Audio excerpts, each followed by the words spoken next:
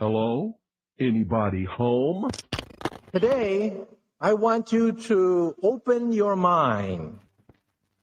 Most come to the conclusion that the story is so damning that the mass of people can't deal with it. We are in process of developing a whole series of techniques to get people actually to love their servitude. We face a hostile ideology, global in scope, atheistic in character, ruthless in purpose, and insidious in method. For we are opposed around the world by a monolithic and ruthless conspiracy that relies primarily on covert means for expanding its sphere of influence. To change the minds and the attitudes and the beliefs of the people to bring about one world socialist totalitarian government. The potential for the disastrous rise of misplaced power exists. It has patterned itself after every dictator who has ever planted the ripping imprint of a boot on the pages of history since the beginning of time. If you can get people to consent to the state of affairs in which they are living, then you have a much more easily controllable society than you would if you were relying wholly on clubs and firing squads and concentration camps. Tools of conquest do not necessarily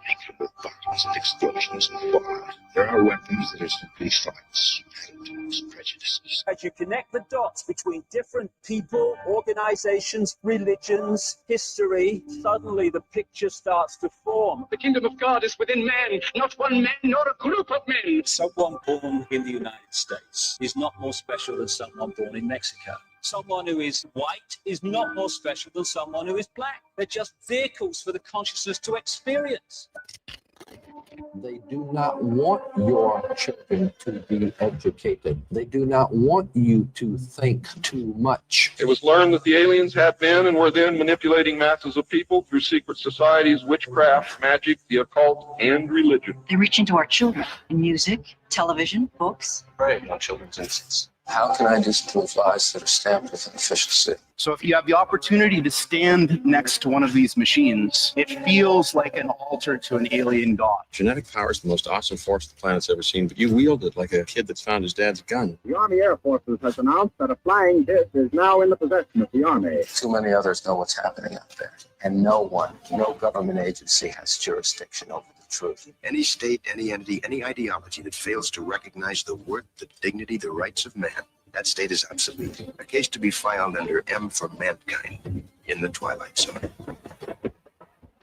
It's about time some of you got acquainted with the real hard truth. It's the heart that says, I will not acquiesce. Freedom is the privilege to be right. Freedom from the disasters and from mistakes. You don't connect the dots, it's just a mass of what's all this about.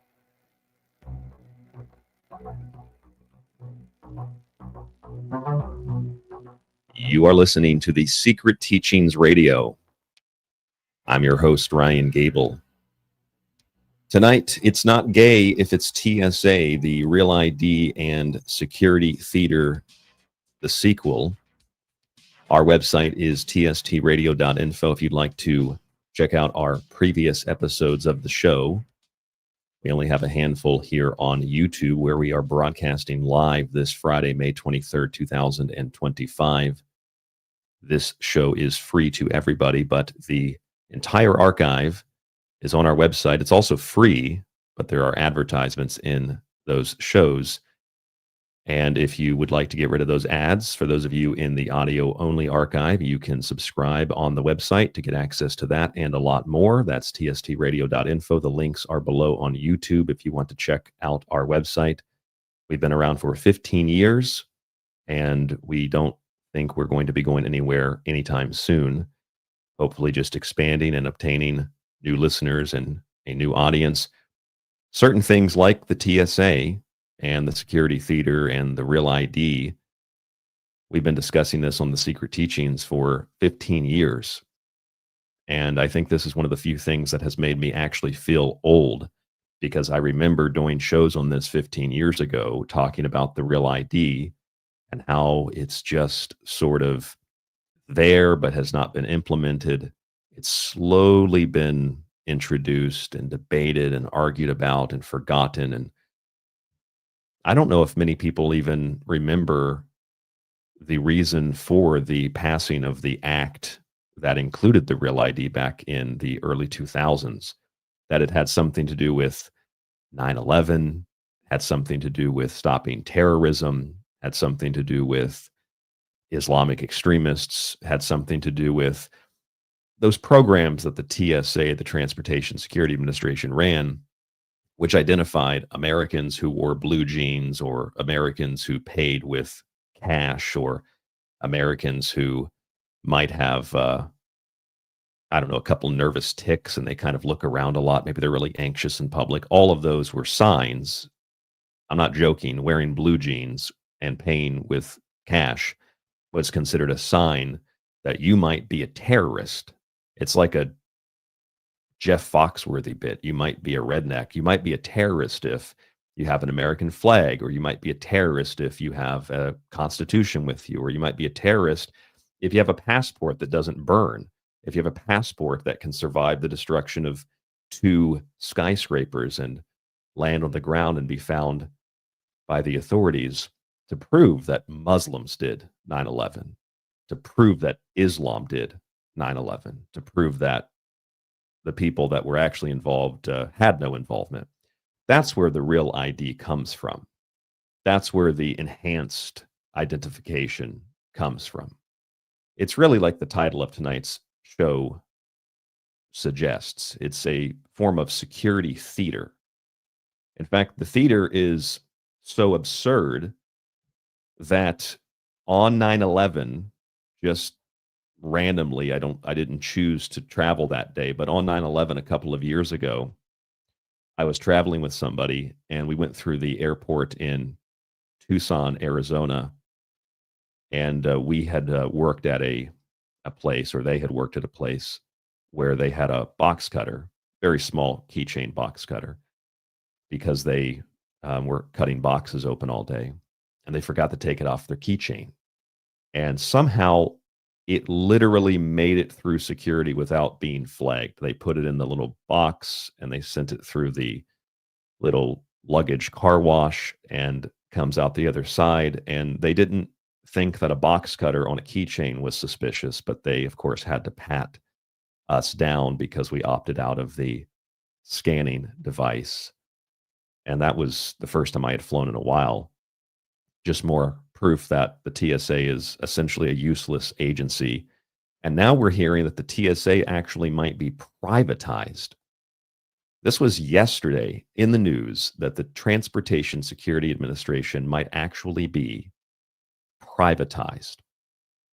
You know, kind of like how the Real ID is, although it's been in circulation for almost 20 years, the Real ID is being slowly introduced, slowly incorporated into the ID process, so that all the information for all the people that are coerced and or scared or manipulated into getting it, they are in a database that is controlled by what amounts to a private entity that's not federal. In fact, the agency that oversees all of that data is kind of like the Federal Reserve. And it doesn't sound like that because it's the American Association of Motor Vehicle Administrators, the AAMVA. It's run by administrators, a board of directors, other government agencies that have some say in it, and the DMV, or the Motor Vehicle Department in each state.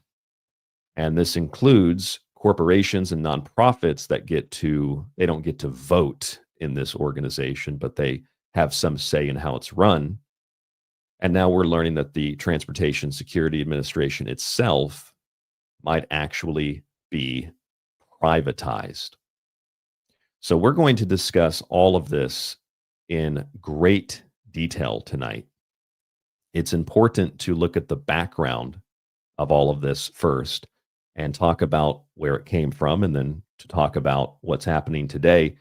And I think the most interesting thing of all is that despite the fact that you may or may not have heard about the Real ID and its implementation on May 7th of this year, 2025, the fact is that the Department of Homeland Security and the Transportation Security Administration themselves have either directly stated or have alluded to the fact that even if you come to the airport and you do not have a real ID, you would assume you wouldn't be able to fly because that's the law.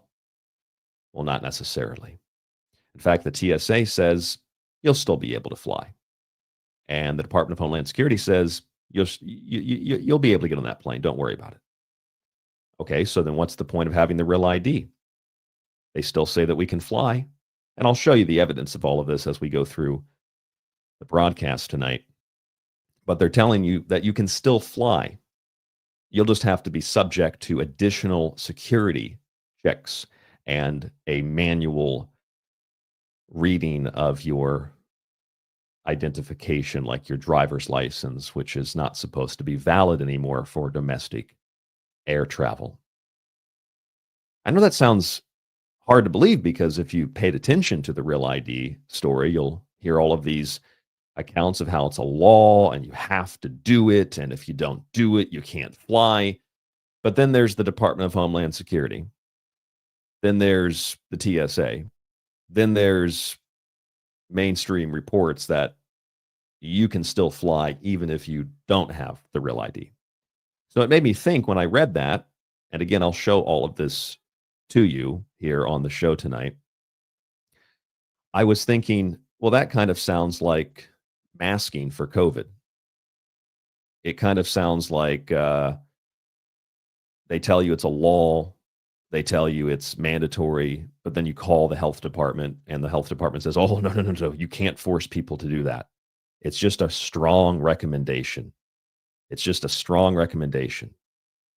And you say, well, it's a law. No, it's not a law. It's an executive order. It's a suggestion. It's a recommendation. That's pretty much what we're dealing with here. We're dealing with people telling us something is a law or telling us we have to do something, but then simultaneously telling us, well, you don't really have to do it, but we'd like if you did it. And if you don't do it, then there are going to be consequences, which is coercion, which is important to understand because the federal government under Supreme Court case law cannot force individual states to implement these kinds of federal restrictions or federal policies. And if it is done via coercive reasons, it's incredibly illegal to implement the Real ID from a federal level to mandate that states issue such an identification. They've gotten away with the idea of it because they make it a state issue and they make it a DMV issue and they gather the data under organizations that aren't federal, like the Federal Reserve is not federal, FedEx is not federal. The department that monitors all this information and has it all in a database, the American Association of Motor Vehicle Administrators, is not federal. They get away with it with that, but ultimately, when you look at the details, it is a federal program mandating that states do something that the federal government cannot mandate that they do. And there's not been a real legal challenge to any of this because it's just been 20 years of it's coming, and nothing ever happens. Although now, May 7th, 2025, we have the actual implementation of this Real ID. About 7% of Americans don't have it. And despite the fact that 7% of Americans don't have it, they're still allowed to fly. They'll just be subject to additional screening procedures in the same way that if you opt out of the millimeter wave scanner, you'll just be subject to additional procedures. Or if you're like me, maybe it's the way I look, maybe it's the way I dress, maybe it's the way I stand, I don't know. But every time I do fly, which is rare, I would always get harassed or mocked or made fun of. Why are you opting out of it? Well, it doesn't matter why I'm opting out of it. I'm not going through the scanner. Well, what do you think you think it's radioactive or something? It doesn't really matter what I think. I'm choosing to opt out because I have a right to opt out. Or they tell you things like, well, our bosses told us that these were totally safe. I say, your bosses lied to you. Then I show them the paperwork because I have the paperwork and I could show you the paperwork too. I will tonight on the show that shows that these machines leak, that they're not secure. I've got reports back in 2010 from the University of California, San Francisco, scientists, major publications about how dangerous these machines are. Most of the time, these machines are not even catching, because there are blind spots, things that people are dragging through the airport, even unknowingly, like that box cutter that I accidentally brought through security unintentionally, and didn't realize it till like got to the waiting area where the gate was for the plane. But in places like Europe, they've banned it, and pilots have spoken out about these things. But that was 20 years ago, and we're not really thinking or talking about that kind of stuff anymore, because that's old news. Nobody cares about that anymore. The Real ID, that was a story for New Age conspiracy wackos 20 years ago. It's not a big story in 2025. That's old school, because now we put our facial recognition on our phone, a thumbprint on our phone to unlock it. We have cameras and microphones in like every device that we purchase, whether we're being spied on by China or by the United States government or by just a company that wants to gather information. Like everything we do is monitored and tracked, to the point now where a Real ID, no big deal. I'll go pay a few extra dollars and get that Real ID. I'll go get that gold Uden star on my license. I'll get an enhanced driver's license. I'll get a Real ID. It's no big deal. The worst part about it is not the privacy concern, of course. The worst part about it is having to wait in line at the DMV. That's what scares people. So don't worry, you can now do all of it online. Very, very simple to do it all online now. They've made giving up your right to privacy a convenient process. And all of that, this encapsulates what we're going to discuss on the show tonight. Because again, it's not gay if it's TSA. It's the Real ID and Security Theater sequel.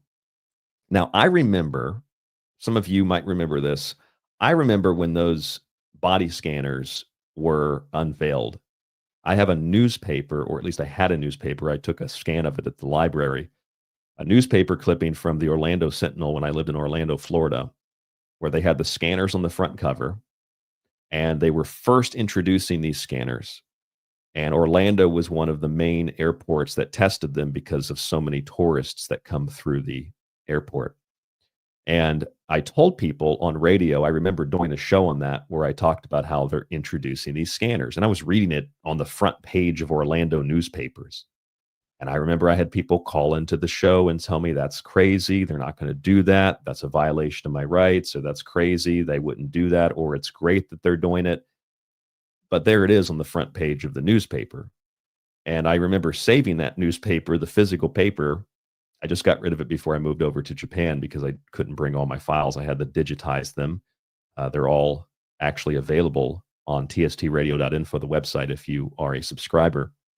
But I had that newspaper, and I'm looking at the newspaper, and it's talking about how they're going to implement these body scanners at airports. And now what was a crazy conspiracy, or what was justified because of stopping terrorism, those justifications don't even matter anymore. It's just a standard process of how you go to the airport now.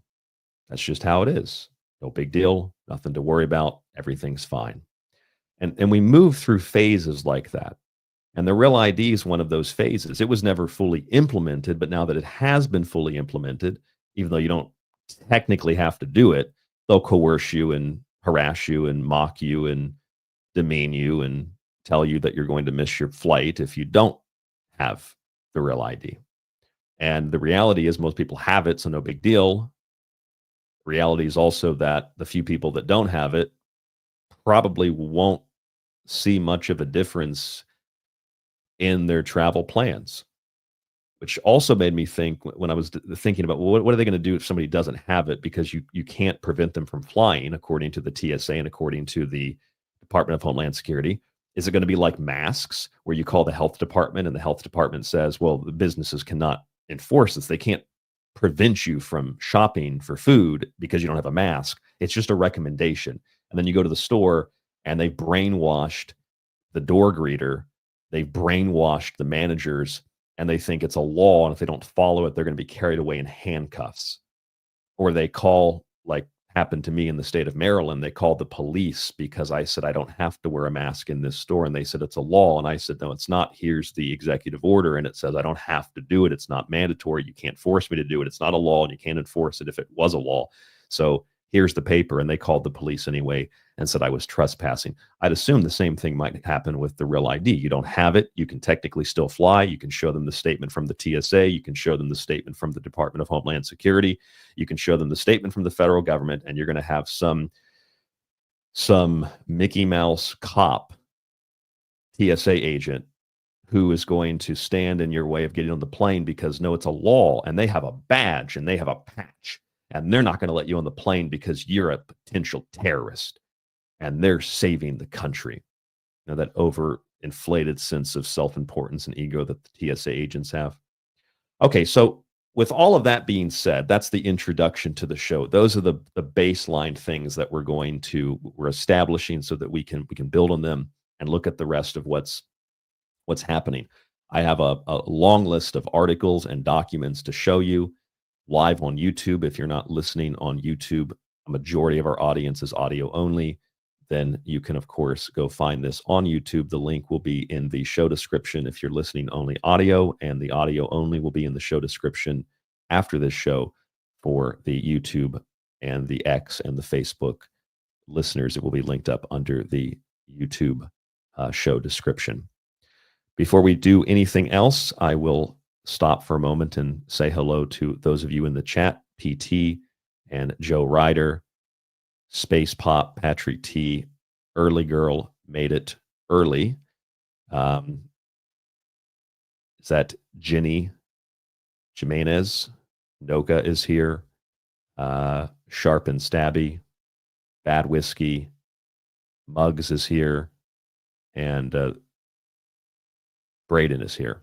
I'm sure that we have a lot of other listeners, but nobody else has commented yet on YouTube. So if you're not listening on YouTube and you want to comment, jump over on YouTube and comment. It's TST Radio Official. The link is on our website, tstradio.info. Now, I want to shift gears, not away from the TSA, but to something that is related to the TSA. It might not seem like it's related to the TSA, but I guarantee you, I promise you that it is related. And it is a story that I think is similar to the story about the real ID. This is a story about DNA testing. The story about DNA testing kind of goes like this. We were told that there's nothing to worry about having our DNA tested, right? Nothing to worry about.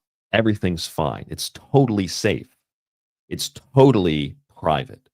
You give all of your DNA to some company, and then they tell you what part of the planet you're from and what your culture is, and then you post that on Facebook, and everybody's all excited. And I remember when that stuff started happening, and I told people, I'm not going to do it. Why would you do it? I asked them, why would you send your DNA into a company? Oh, because it's cool, because it's fun. And I said, oh, that information's not safe. They're going to use that to test drugs. They're going to use that to do experiments. They're going to use that to build a profile. And people told me I was crazy for that too. People probably told you that you were crazy for that too. And then it turns out that, just again, base minimum, GlaxoSmithKline made a $300 investment in 23andMe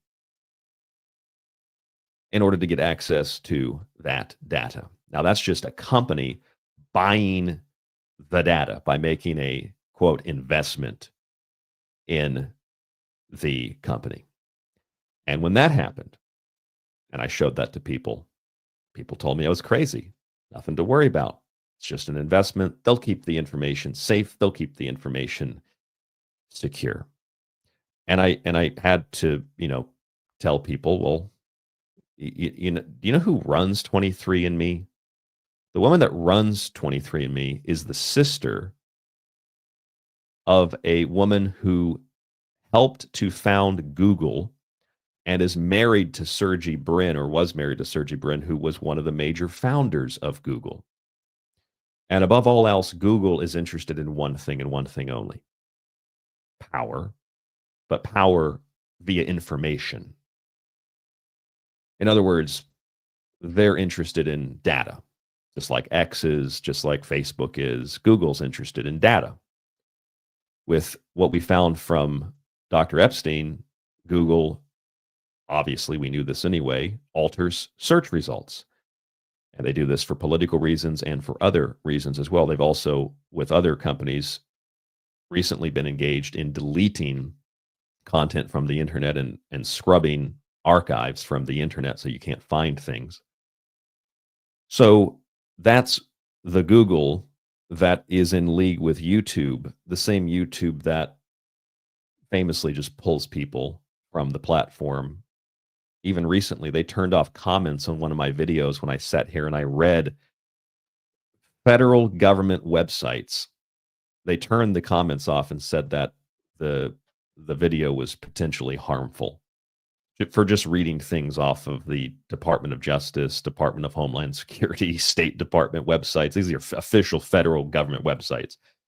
YouTube turned off the comment section because it's dangerous to read, even to read the official statements from the federal government.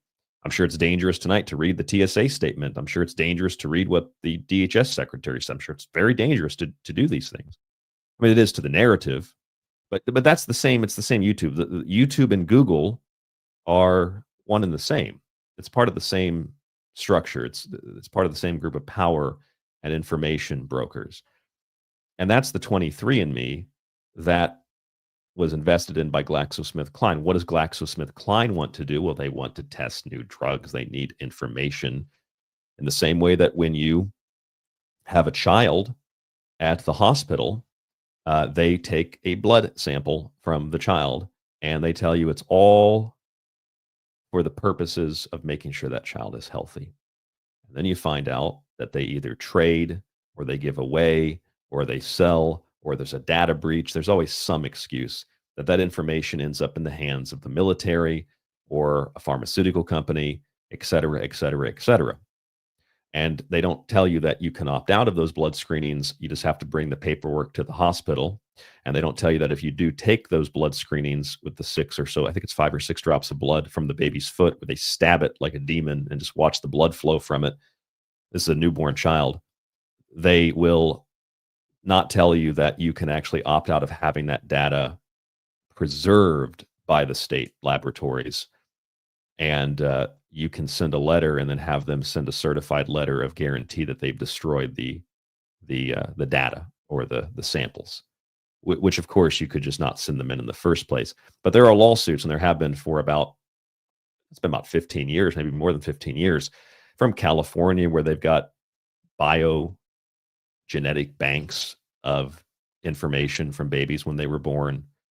Texas, people have sued in New Jersey because these things were done without their knowledge or without their informed consent. And then how you get the older people is you tell them, well, if you want to find out where your ancestors come from, spit into this container and send it back to the Illuminati and we'll tell you.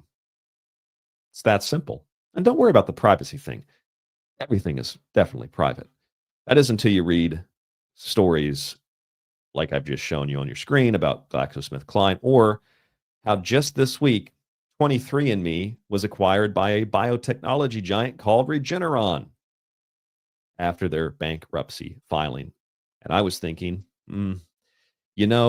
I highly doubt that all of this was purely organic. I mean, certainly it was the inevitability of putting all that information in those places, but I feel like it's a way that you got a private company, people voluntarily give their information to it, and then suddenly, oh, look, GlaxoSmithKline bought some. Oh, look, Regeneron is going to we're bankrupt. We don't have any money. So a biotech firm's going to buy 23andMe. Meanwhile, you have these connections with the woman that runs 23andMe, the sister to the woman that is one of the Google founders. And this has involvement with YouTube. It's basically runs the internet. Google and YouTube essentially are the internet for all intents and purposes, basically runs the internet, and more information and data, right? That's what it's all about. It's information and data. That's That's what it's always been about. That's what it'll always be about. And especially in the 21st century, that is the name of the game. Anne Wojcicki, former CEO of 23andMe, is the sister of Suzanne Wojcicki, who was married to Google founder Sergey Brin. She was also a key figure in Google's early development going back to the 1990s and played a critical role in advertising for Google and also AdSense and AdWords, which became major revenue drivers. And she also led YouTube. That's right. She was the CEO of this platform here.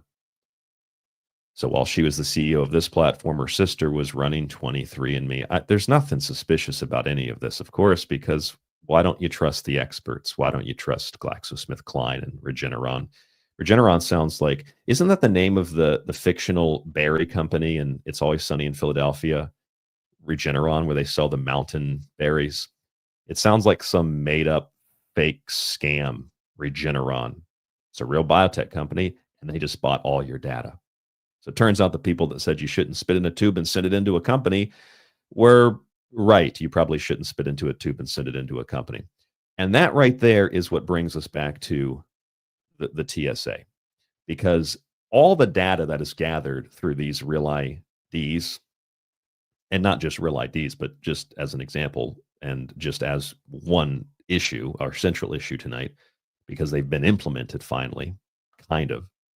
The real ID information is going to be, as I said, collected as part of a database that is going to be run or is run by the AAMVA. And they're not technically part of the federal government. So they can collect all that data. They can compel states. The federal government can compel states to do this if it's done on a state level and if it's done with like individual state databases. Of course, the feds have access to all that. And even if they don't have direct access, they could subpoena the information, kind of like with cryptocurrency. It's totally private and safe.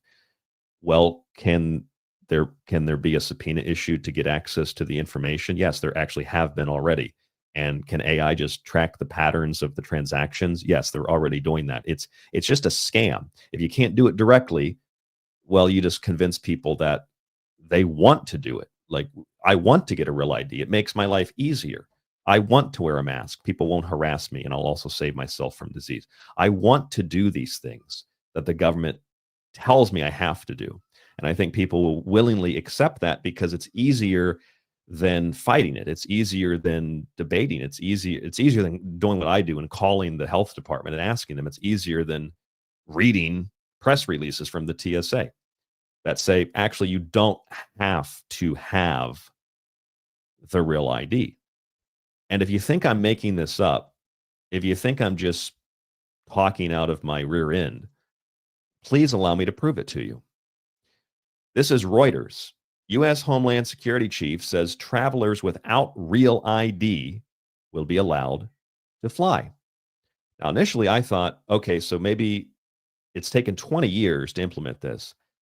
They implemented officially on May 7th, 2025, and there's about 7% of travelers who still don't have it. So maybe what's happening here is because the lines are increasingly long and because they're having to implement additional screening procedures, because if you don't pay for the real ID, then you could be a terrorist. You know, the goalposts and the definitions keep moving and changing. I thought maybe it's because of that, and people still don't know, and maybe that's why. Well, that might not actually be the case. It might be that you'll always be able to fly without a real ID. You'll just be subject, like with the millimeter wave scanners. If you don't go through it, you can't fly. Well, actually, you can opt out of it. And as I've experienced many times in the past, with one exception, when I think I was at LaGuardia in New York, there was another woman that opted out of the scanner before me. And that was the only time I've ever seen anybody opt out of those things. Other than that, I always see people that look at me really weird when I'm standing there. And I've had people ask me in the past when I've flown, you're not going through the scanner? No, I'm not. You can opt out. I didn't know you could opt out. Yeah, you can opt out. And they said, well, hey, I want to opt out too. And that's something that they definitely don't want, because if everybody opts out, what are they going to do? They'd have to shut the machines down. They'd have to just pat everybody down or let people through. If everybody chooses to opt out, everybody chooses not to wear a mask, everybody chooses to say, I'm not getting the real ID, then there's nothing that they can do. There's nothing legally they can do about it. And that's, I think, the key to tonight's show. We need to understand that. It's not just about real IDs. It's about masking. It's about many things that we're told are laws that are not actually laws. I want to pause again just for a moment because we have a lot of other listeners that have appeared in the chat. My good friend Joe is listening from Arizona. 8F is listening. Brad Pitbull is listening. Jaden is listening. Mob Stopper is listening. That's a funny name. Juicy Smollett. Good Dave Chappelle reference is listening. Good old Juicy is here. And a lot of other listeners, but nobody else commenting in the chat. So anyway, here on the screen, you can see U.S. Homeland Security Chief says travelers without real ID will be allowed to fly. This was May 7th. This was on the day that it was implemented. U.S. Homeland Security Secretary Kristi Noem said air travelers starting Wednesday who do not have enhanced ID cards, that's either the enhanced ID or the real ID. You notice the name of it, right? It's like Patriot Act. If you don't like it, you're not a patriot. It's like Trump's big, beautiful bill. If you don't like it, or if you read it and disagree with something in it, then you don't like big, beautiful bills. And it's like that with the real ID. Real ID, implying that your standard ID is not real anymore. It's not real. It's fake. Because if you bring your real driver's license now, that's a fake ID. Because the real ID is a real ID. Even though real ID is, it's like trademarked, right? Like if you sold potato chips and the potato chips were called Ryan's Organic Potato Chips, but then you trademark the name and the logo, and the potato chips were just like pesticide, insecticide, chemical ridden. They weren't organic, and they were like 90% toxins and like 10% potato. But you can call them Ryan's Organic Potato Chips because that's the title, that's the name. Real ID, it's just a title and a name. It doesn't mean anything except to imply that it's the real one. And your regular driver's license, that's fake now. So starting Wednesday, the Transportation Security Administration will no longer accept state-issued identifications that are not real ID compliant. By the way, that is not necessarily true. How much the people that work at the TSA know that is a totally different story. If it's not compliant, they may be diverted to a different line, have an extra step, but people will be allowed to fly, Noem said at a U.S. House hearing on Tuesday. This is a security issue. And I apologize for the advertisements on the screen, but that's what you get when you read Reuters. So you see that on the screen. I'm not making that up, okay? That's on the screen from Reuters, officially from Noem, and officially from, well, that was what she said in Congress. Officially in Congress, this is the statement. If your ID, your regular driver's license, your state-issued identifications, if it's not compliant, you may be diverted to a different line. Now, notice that what she said here is that you may be diverted to a different line. She didn't say you will be diverted to a different line. She said you may be diverted to a different line. Now, maybe is different than will be, right? Like when you're a kid and you say, can we get some ice cream? And your parents say, maybe, we'll see. That means you've got maybe a 50-50 chance. Maybe you get the ice cream, maybe you don't. Maybe you get moved to a different line, maybe you don't. And that's the thing, just like with the pandemic. If you don't wear a mask, you may be asked to leave. If you don't get a vaccine, you may be asked to leave the job. You may be subject to harassment and coercive psychological warfare tactics, but they can't actually force you to do it. They can't actually make you do it. And they can't actually prevent you from living your life and being a citizen and doing what you normally do, but they can sure as hell make your life hard, and they can sure as hell coerce you with statements like may be diverted to a different line, not will be, which means they have no procedure for it, which means that if you don't have your real ID and you go through the line and they say, where's your identification, sir, ma'am? And you say, here's my driver's license. And they say, well, you need a real ID to fly. Do you have a passport? Do you have a real ID? You don't have any of that stuff, ma'am, sir? You say, no, I'm sorry, we can't let you through the line. You say, well, no. This is the statement from the DHS secretary. And this is the statement from your own TSA. I'm allowed to fly. Well, I'm sorry, sir, that's the law. That's what's going to happen. You say, no, it's not the law. Well, it is. It's the Real ID Act. You're like, well, no, first of all, it's not called the Real ID Act. Second of all, they've changed things from the original act. Third of all, your own TSA officially has said that I can still get on the plane. Do you think that's going to stop the TSA agent? How did Jerry Seinfeld explain those TSA? Well, they weren't TSA then when he did that stand-up special. I think that was before the TSA. Maybe it was after. We talked about the security at the airport, where he said you want the fat black woman with the skin-tight jeans at the front of the line, and you want those jeans so tight that the flap in front of the zipper has pulled itself open. You can see the metal tangs hanging on for dear life. That's your first line of security, and that's precisely the kind of person you're going to get at an airport, especially if you're in Atlanta.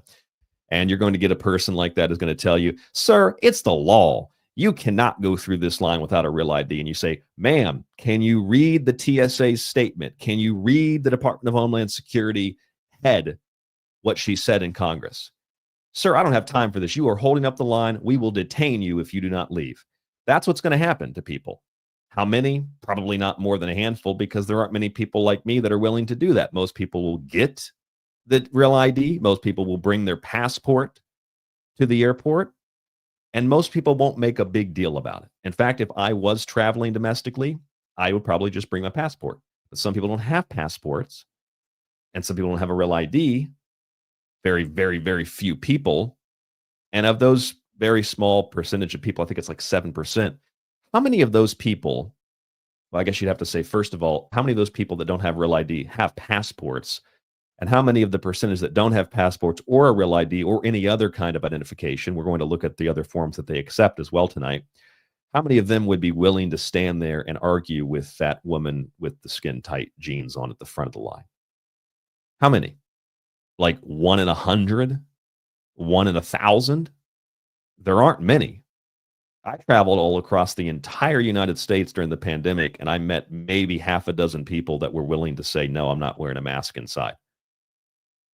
Maybe 6 people across the entirety of the United States, everywhere I went. There aren't many people. Even if you believe it, it's better to just keep the peace, right? But I can see it because it's the same kind of language. We're dealing with the same kind of thing here. If your ID is not compliant, that is, again, the state-issued identification.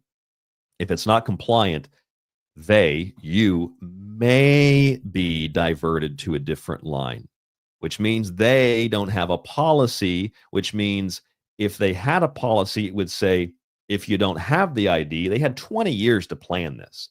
If you don't have the ID, you get diverted to a different line.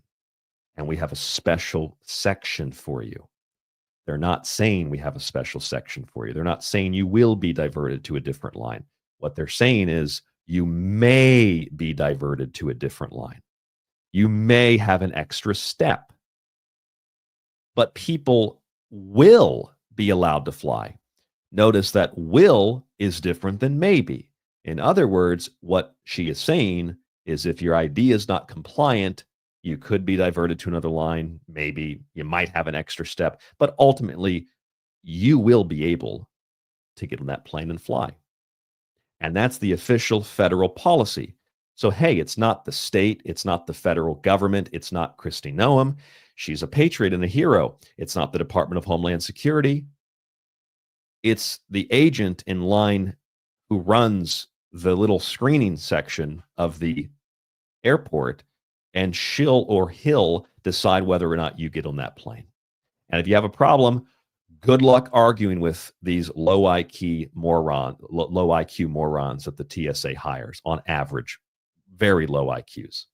I agree. Oh, that's Mike D in the chat room. Yes, Mike, very low IQs. In fact, that's not an opinion. That's kind of like in the state of New York when they intentionally go to hire police officers who have an IQ below, what was it, like 90? This is the same thing the TSA does. You want low IQ, quite frankly, from the times I've traveled, borderline inbred, inner city, didn't graduate high school kind of cadets. You want those people, usually if they're extremely overweight or look like they might be interested in child pornography, those are the people that you want to hire. And those are the people, especially the ones that are really grabby, those are the ones that do really good pat downs. So you basically hire people that are not the brightest, and you hire people that are not the most ethical, and you let them do the dirty work. And then what happens if somebody complains? Well, now you're harassing the TSA. Now you're causing a problem. Even if you're like me and you're standing there with the document showing them, this is what Kristi Noem said. I got a video of her saying it. Here it is. What are they going to tell you? Sir, I don't have time for this. And she's got her, 6-inch acrylic nails tapping on her phone, chewing gum. She ain't got time for that legal stuff. She ain't got time for that law stuff. She ain't got time for the truth or time for what's real, because he's been told that's the job. And if you let somebody through without the real ID, you'll get fired. And if you get fired, you're going to lose your job. You're going to lose your benefits. You're going to lose everything. You're going to lose the power trip that comes along with working at the TSA. A bloated budget always has been a bloated budget. The whole agency is useless and worthless. And an agency that is not only running off of a bloated budget, which I'm sure a lot of that money just kind of vanishes and disappears, but an agency that is, I read the congressional report where they literally hire people that have low IQs and hire people that have a proclivity to steal and people that have a proclivity to, or at least that's who the TSA attracts, like the church is going to, or nurseries are going to attract people that want to touch kids. It attracts people who do bad things, people that want to get grabby and touchy, people that want to have this sense of authority or the idea that they're protecting the country, whatever the case is. People have all kinds of different, things. They want to grab someone's ass. They want to be a hero. They want to be, you ever seen TSA agents? They kind of got like one eye looking over there, one eye looking up there, and they kind of look inbred. And you just know like something's wrong with them. That's clearly who they're hiring. They're not hiring the A+ student because that person probably wouldn't go get a job at the TSA. And the very few TSA agents I've directly had, a conversation with who were not like that have told me directly, it's just a job. I don't want to do this, which of course then don't do it. But it's just, I don't want to do this. And I've actually had a couple of agents. In fact, the last time I went to that as a big UFO conference a couple of years ago, I'd flown. I remember the agent said, I don't really want to do this. And he did just kind of like a mock pat down and barely even touched me and said, you're good to go. Some of them don't agree with it. And then they've also recently, in the last couple of years, they've changed the screening procedure. So they have like enhanced pat downs now. So now you need an enhanced ID and enhanced pat downs. And when I say that, I say a couple of years ago, it makes me feel old. This is in 2017. Los Angeles Times, TSA quietly launches new enhanced pat down procedure. Oh, it's enhanced. Enhanced pat downs, enhanced identification. And what is it really doing? Nothing. It's doing nothing. Nothing to help. I want to welcome Sunspots, Mr. Neff. Is that short for Nephilim? Want to welcome Cyber from X and Marie, Mark, and well, I already said Mike D, but Mike D is here. That is Mike D, not from the Beastie Boys. That is Mike D, the former co-host of the Secret Teachings radio show, which some of you on YouTube have asked Mike to come back on the show, and we should do that sometime. Hey, Mike could even come on tonight toward the end if he wants to. If you want to shoot me an email, Mike, maybe I can send you an invite to the stream. Anyway, though, those of you listening only in audio, this is a live YouTube broadcast tonight, but the main show is, of course, in audio. So under the audio, you can find a link to this to watch it. And under this show that you're watching, you can find a link just to the audio if you want to listen to it again. tstradio.info. That's tstradio.info. If you'd like to email me, rdgable@yahoo.com. If you'd like to support the show through buying a book or subscribing, the links are below. It's very simple on our website. We have weekly, monthly, and yearly subscriptions to the ad-free show, plus the document archive, plus get access as well to digital copies of my books if you subscribe for a year. And the other option, if you want to directly support us, because we don't do YouTube, what do they call them? Super chats or whatever, stickers or something. We have Cash App, and I have a private PayPal link below the show description if you want to support the show. These shows are not, well, they're easy because they're second nature, but they're not easy to put together. It takes a lot of time and research and effort that goes into this, and I don't have a team. I just luckily have been blessed with the memory that I can remember in 2017 that the TSA launched their enhanced pat-down procedures. They're enhanced. I think they meant enhanced, more hands, more grabby stuff, more groping, more grabbing and groping and touching and feeling, and it's all for national security reasons, sir. Aren't you a patriot? You know, that's actually changed, because it originally used to be like for patriotism. Now most people hate America, so now it's not for patriotism.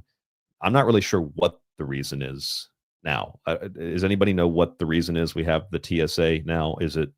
I thought it was for patriotism, but I don't think that's the case anymore. And as I said, the TSA is likely going to be privatized. I wasn't just speaking out of my rear end.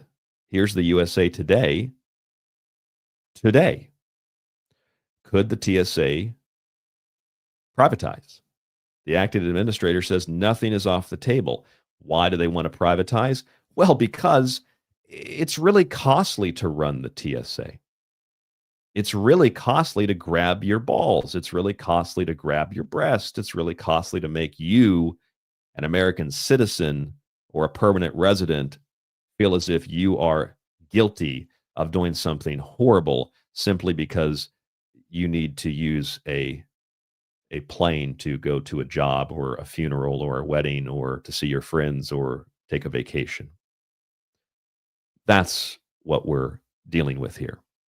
And they say it's very expensive. So the best way to deal with it, possibly one of the best ways to deal with it, would be to privatize the Transportation Security Administration. And don't you also love the fact that every one of the issues that's made about something like the Real ID, or every one of the issues that's made about something like, I don't know, terrorism, it's always something unrelated to the real issue. Like, here's an example of something that it really has nothing to do with the issue of privacy and the fact that real IDs are not even technically constitutional or legal, and they're just getting away with it by putting it off, and then saying, well, we'll just put all the responsibility on the TSA agent at the line, and nobody's going to know that they don't actually have to have the real ID, and the agents are trained to not know that. So, well, here's what the issue is. According to Axios, and this is, of course, an opinion piece, which people think like, oh, it's an executive order, it's a law, it's an opinion piece, it must be real. A challenging real ID process is stranding immigrants. Oh my God, the immigrants are being stranded because of the real ID. It's so horrible. And you read the article and it says why it matters, because you can't think for yourself. Axios has to tell you why it matters. As of May 7th, real IDs are required to board commercial flights. Those in the U.S. without those documents are now stuck, even though I just showed you that that's not the case. Refugees and asylum seekers aren't required to have a passport, which is the only major alternative other than a tribal ID to having no requirements on you to get a real ID or an enhanced license. If you have a passport, you can go through port. But refugees and asylum seekers don't have passports. And many don't even have travel documents because of the ways that they fled their countries. So real IDs are a big issue for immigrants. And since real IDs are a big issue for immigrants, this is the real problem with the real IDs. It's not the constitutionality of it. It's not the enhanced coercion. It's not, well, as I said, it's not gay if it's TSA. It's not the fact that you've been lied to about this over and over again. It's not the fact that they've led you to believe that you have to do it or you can't fly. It's not that that doesn't even matter anyway, because the low IQ person working at the gate's not going to know or care anyway. It's just that the immigrants are being stranded. That's an asylum seeker. That's the real issue. They don't have real IDs. Now, if the real ID was a voting card, I bet you the Democrat Party would make sure that those asylum seekers and immigrants get that real ID real fast. But since it's not a voting card, then it doesn't matter as much. But this is one of those things they tell us. The immigrants are what really matter. That's what is the big issue. That's what's really, really challenging right now, is that the immigrants don't have the real IDs. And also, I was reading that there's another problem with real IDs, and that is fake real ID sites. This is when we get into like Alice in Wonderland kind of terminology here, right? Because you've got your normal ID, right? Normal ID. And the normal ID is your real ID normally. I mean, it's driver's license and registration, please. And then the real ID becomes the fake ID because now they have a real ID. And the real ID is more real than the original real ID. But now there's fake real IDs. This is exactly what Orwell and Huxley wrote about. This is the kind of doublethink and newspeak that Orwell or Eric Blair wrote about. And I say Huxley because Huxley was his mentor. This is the exact kind of thing you read in 1984. You know, you're think about it. Okay, the real ID is not real. Only the real ID is real. And you got to be real careful because there's a real threat from fake real IDs. And, you know, people just get so confused that they say, fuck it. I don't want to deal with this. I'm just going to get the thing. It's not a big deal. I'm just going to get it. And when I get it, I'll not have to deal with these things at the airport. That's, I think, largely what the system counts on. People just saying, you know, I don't think that I want to go through this hassle. I'll just get the real ID. But I also think that the American public has been made so incredibly dumb that that's one of the main problems here. Is the public is so dumb at this point that even if the public otherwise would just willingly accept this stuff, there's a problem. They're too dumb to even know that they need to accept it now. That's how dumb the public is. This is a travel website. Real ID deadline sparks airport confusion. Nearly 7% of U.S. travelers still unprepared as security tightens at checkpoints nationwide. And then they explain the story of what's happening. 7% still do not have what is required. And that's despite the fact, in the same way the government hasn't been fully prepared, that they've had 20 years to prepare for this. 20 years to prepare. And they don't have it set up and ready to go yet. And the American public is so dumb that even though they would normally accept the tyranny, they're too dumb to even know that there's something to accept. They're too dumb to even be lemmings at this point. I think the propaganda and the psych warfare has become so successful that people that would normally lick the boots are ignorant of where to lick now. That they don't know where to lick, they don't know where to kneel, they don't know what to do. Like normally it would be, sir, yes, sir, I'll do whatever I'm told, but they don't even know how to do that anymore.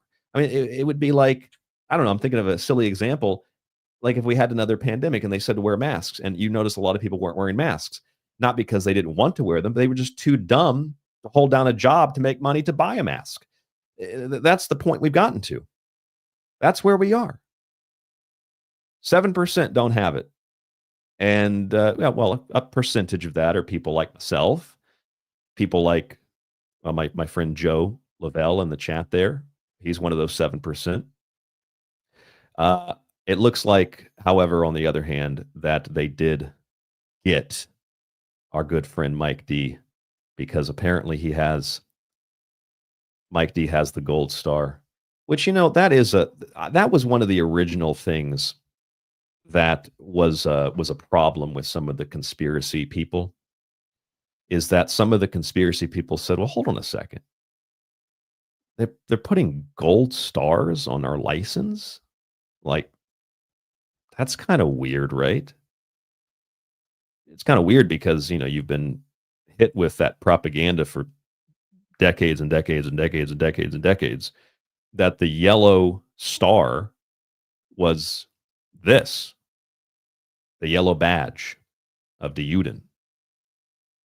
And that yellow badge of the Juden was, well, it's a Nazi patch, forcing Jews to, I know I can't get through a show without mentioning this, but the yellow star badge, part of a long history of forcing Jews to identify themselves. Well, you'd want them to when they pretend to be white. I mean, you'd probably want them to identify themselves if you wanted a functioning society. But this is what people thought initially. And then you see the yellow star of the enhanced driver's license, and people were questioning, that doesn't really look good. That looks real bad. That looks like some Nazi Germany stuff there. That's not good. And then, kind of some of the narrative around that has kind of fallen apart. But the Real ID Gold Star, I don't know if it has the same connection anymore. It basically just means you've been given the approval that you've acquiesced, you've participated, you've gone along with it, you've done what you needed to do. Like Mike D, I'm hoping also, if I do have to get one, I'm hoping to get the an armband. Hoping to get the armband. I think I'd prefer the armband over the gold star. Anyway, if you're just joining us, this is The Secret Teachings. We're halfway through the show tonight. It's not gay if it's TSA. That is the show title. But, more so it's the security theater. Just like hygiene theater of spraying chemicals everywhere and telling people, these chemicals keep us safe. These chemicals kill this virus. These chemicals kill the bacteria. These chemicals are really good for us. They're good for the environment. Then you read the bottle and it says, don't get near the body. Don't put it in a bottle. Don't spray it. Don't buy this product. Don't put it down the drain. Don't get it near other life forms. And then if you read it and show the bottle to people, they just tell you that you're crazy and you're not a doctor. And I remember I actually did that when I was working at the co-op in Rochester, and I had the chemical company come in to the store, one of the people that sold the chemicals, Alpha Chemical. And I said, I'm not buying, because I was in charge of ordering, and I was like, I'm not buying any more of this stuff. It's poison. And the guy said, well, no, it kills the virus. I said, no. It says here on the bottle that this should not be around food, that this should not be sprayed on stuff. It should not be aerosolized, and it should not be in the presence of human beings. And he says, well, I'm not a doctor. I'm not a scientist, so I can't tell you whether or not that's true. And I said, well, I don't need you to be a doctor or a scientist. I don't need to be a doctor or scientist to read the label on the back that says, do not aerosolize this. And what did they tell the company to do? Put it in bottles and aerosolize it. It's that kind of thing. It's theater. It doesn't actually do anything. They didn't even know anything about the quote virus. And they were telling people, spray this chemical and it'll kill the virus. How do you know? They didn't even isolate it at that point. It's the same kind of thing with the Real ID. everything is based on lies or half-truths or misleading statements or things like this from the Department of Homeland Security. If your ID is not compliant, you may be diverted to another line. You may have extra steps, but people will be allowed to fly. And they're not the only ones, the Department of Homeland Security, they're not the only ones to say something like that. In fact, here's an article from Good Morning America. It says what to know about getting a real ID as airport requirement deadline nears. This was April 12th. This was last month. And you read it, and it's the same standard line, the same copy and paste job from the TSA or DHS websites. And it tells you that you're going to need this because, well, it's required. It's a law. It says that you're going to need it, and you're going to have to go to the DMV, and DMVs are overrun, and so on and so forth. And then you kind of get down here to the bottom of the article. You just keep scrolling, and then you read what did the TSA say in a press release? Oh, that's interesting. Can you read that? Can you see that? Should I blow it up even more? It says passengers who present a state-issued identification that is not Real ID compliant and who do not have another acceptable alternative, i.e.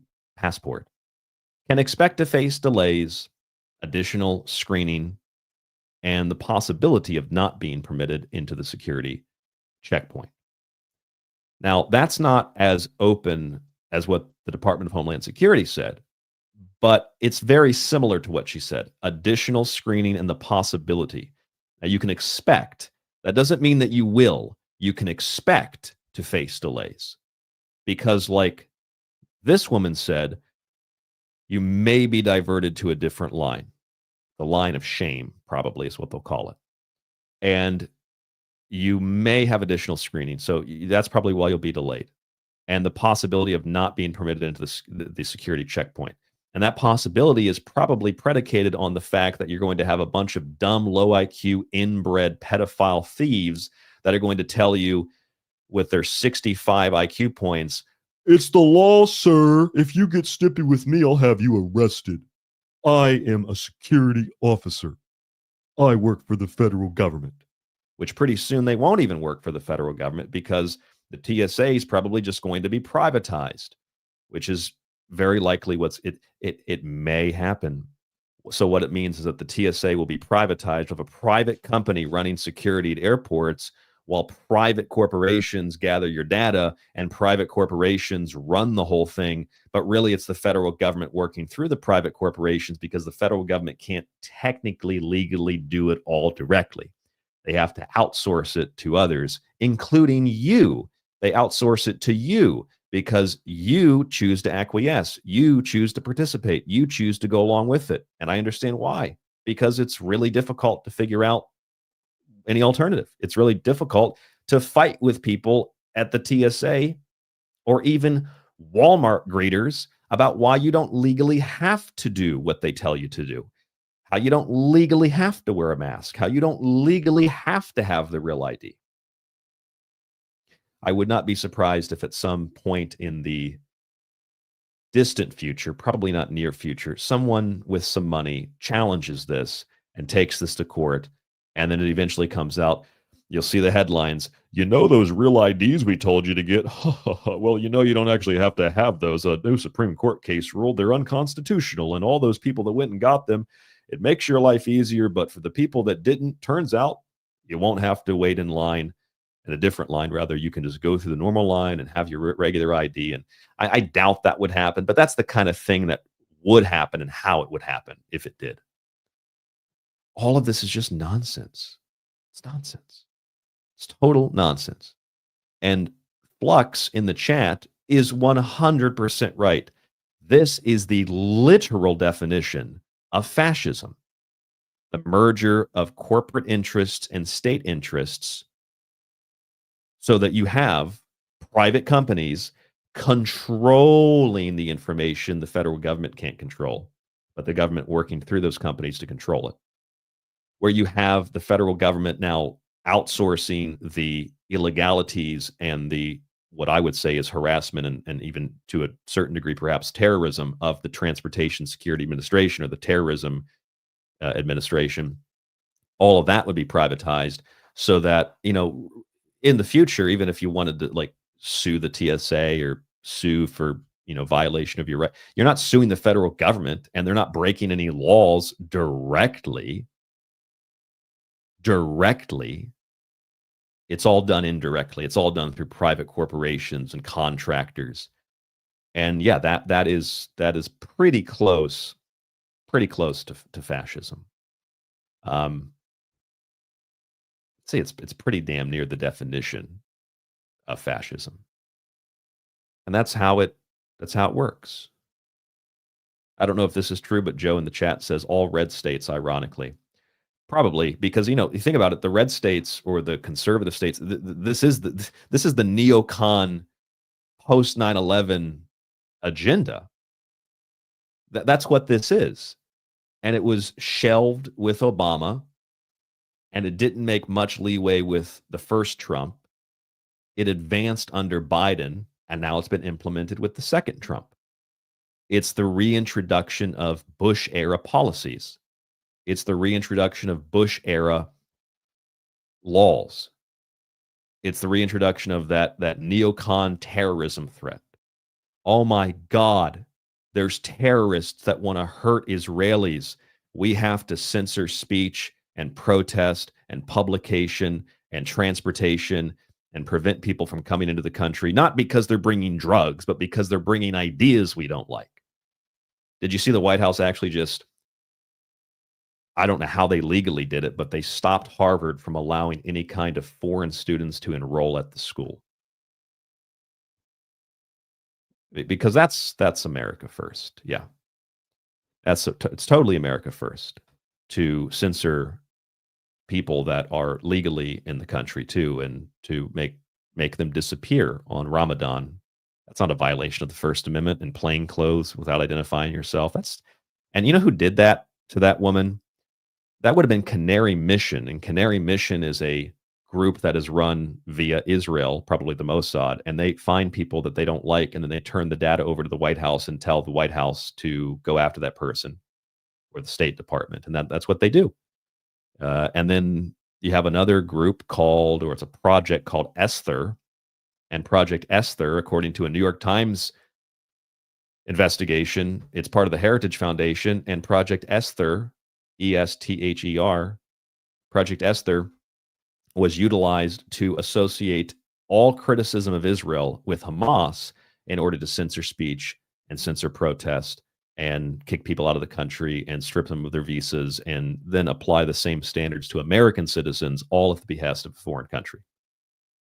And I'm pretty sure that that same foreign country had something to do with 9/11 that justified the Patriot Act. And I'm sure that that foreign country also had something to do, the neocon. That foreign country also had something to do with the implementation of those body scanners at the airports. And I'm pretty sure, if I remember this correctly, that the guy who was kind of responsible for a lot of that stuff was also a representative of that country. Pretty sure. Maybe I'm wrong, but I'm pretty sure. Remember a guy named Michael Chertoff? That name might sound familiar to some of you. That was one of the big Israel first people of the Bush administration. And Michael Chertoff, Secretary of Homeland Security, was the co-author of the Patriot Act, which is, kind of like the thing that they had sitting on the shelf, prepared, probably written sometime in the mid-90s, probably the same people that wrote the Project for the New American Century, Rebuilding America's Defenses. 2 of the 3 people that founded and promoted that were also Israeli. And those people were the same people that wrote all those articles about terrorism and Muslims, and we have to go to war in Iraq, and the babies in incubators. Oh my God, they're killing them. And then turns out that all of that was fake, and Saddam didn't have weapons of mass destruction, and any weapons over there that were destructive, we sold them. And then we went and cleared out all the countries that were on the PNAC list. And then we continued to proceed through that policy in the last 6 months by overthrowing Assad in Syria and stripping sanctions from the country so Israel can and American companies can profit from the rebuilding of Syria. That's what's happening there. And while that's all happening, you have to get grabbed at the airport and now have to have a real ID. They tell you to go through security. And the people that literally wrote the document for the wars, that wrote the articles to promote the wars, the people that wrote the laws to criminalize being an American and asking questions, are the same people that sold all of the equipment, the machines, the devices, etc., to the airports and to the other federal facilities to monitor for terrorism. I mean, you talk about a problem, reaction, solution. This is a prime example of a problem, reaction, solution. More control, more power, more censorship, more restrictions on your freedoms, your right to move about, your right to move between states without having to have a passport. And the propaganda is off the charts, right? Because again, it's the real ID. It's the real ID. Your other real ID is not real. This is the real ID. And then there's fake real IDs. So you got to be careful about the fake real IDs because the real ID is the only real ID. You got to have that to move between states. And then not only do you have to have the real ID, you need if you don't have that, you have a passport to travel domestically. And then when you call that what it is, a national identification card, and allow me to see your papers, please, they tell you, no, it's not a national ID card. No, it's not an internal passport. It's a real ID. And that's the newspeak. That's the doublethink. That's the Orwellian terminology that we deal with. And that's the Orwellian terminology that we deal with when we try to figure out what's going on. By the way, Michael Chertoff, after leaving government service, founded the Chertoff Group, a security consulting firm that represented clients that manufactured the naked body scanners, as they used to be called. So let's just get this straight. Israelis wrote PNAC, promoted PNAC, founded PNAC, and by wrote, I mean they wrote the original charter of the group. Then they wrote the document Rebuilding America's Defenses. Then the guy that ran Department of Homeland Security, who was Israel first, who had a hand in 9/11, maybe not the whole hand, but a couple of fingers. And that's the guy who wrote the Patriot Act in part, co-authored it. And then that's the guy who sold the scanners to the airports based on the Patriot Act, based on PNAC, based on the wars, based on 9/11. I'm having a really hard time thinking that there's not some connection here. I'm thinking that there's definitely something here because, as Mike said, Michael Chertoff is one of the chosen. You're not allowed to question Michael Chertoff. And so that takes me back to what Joe was saying about the red states. I mean, it's also blue states, but this is primarily this is part of the neocon agenda. It's a Bush era agenda. And now with the new administration, we're watching Bush era policies either enforced for the first time or come back to life on steroids. And you can say whatever you want. You can have your own opinion about it. That's fine. But some things are facts. Michael Chertoff, who does indeed look like a demon, Michael Chertoff co-wrote the Patriot Act, and Michael Chertoff helped to sell those machines to the airports. And they tell you, you have to go through them. You have to have the real ID. Turns out you can opt out of both. But no one's going to tell you you can opt out of both, because that's not good for business. That's not good for the system. That's not good for anybody. And I can't help but think that what we saw happen this week, and I'm going to bring this back around to the TSA in just one moment, but I can't help but think that what we saw this week in regard to the embassy shooting or the ambassador shooting at that event, I can't help but think that there's something going on here that will trigger the same kind of post 9/11 reaction. Because we've seen all over social media people saying that, it's the Candace Owens and it's the people like, the Secret Teachings probably, that are responsible for pulling the trigger that killed those innocent Jewish people. It's so sad.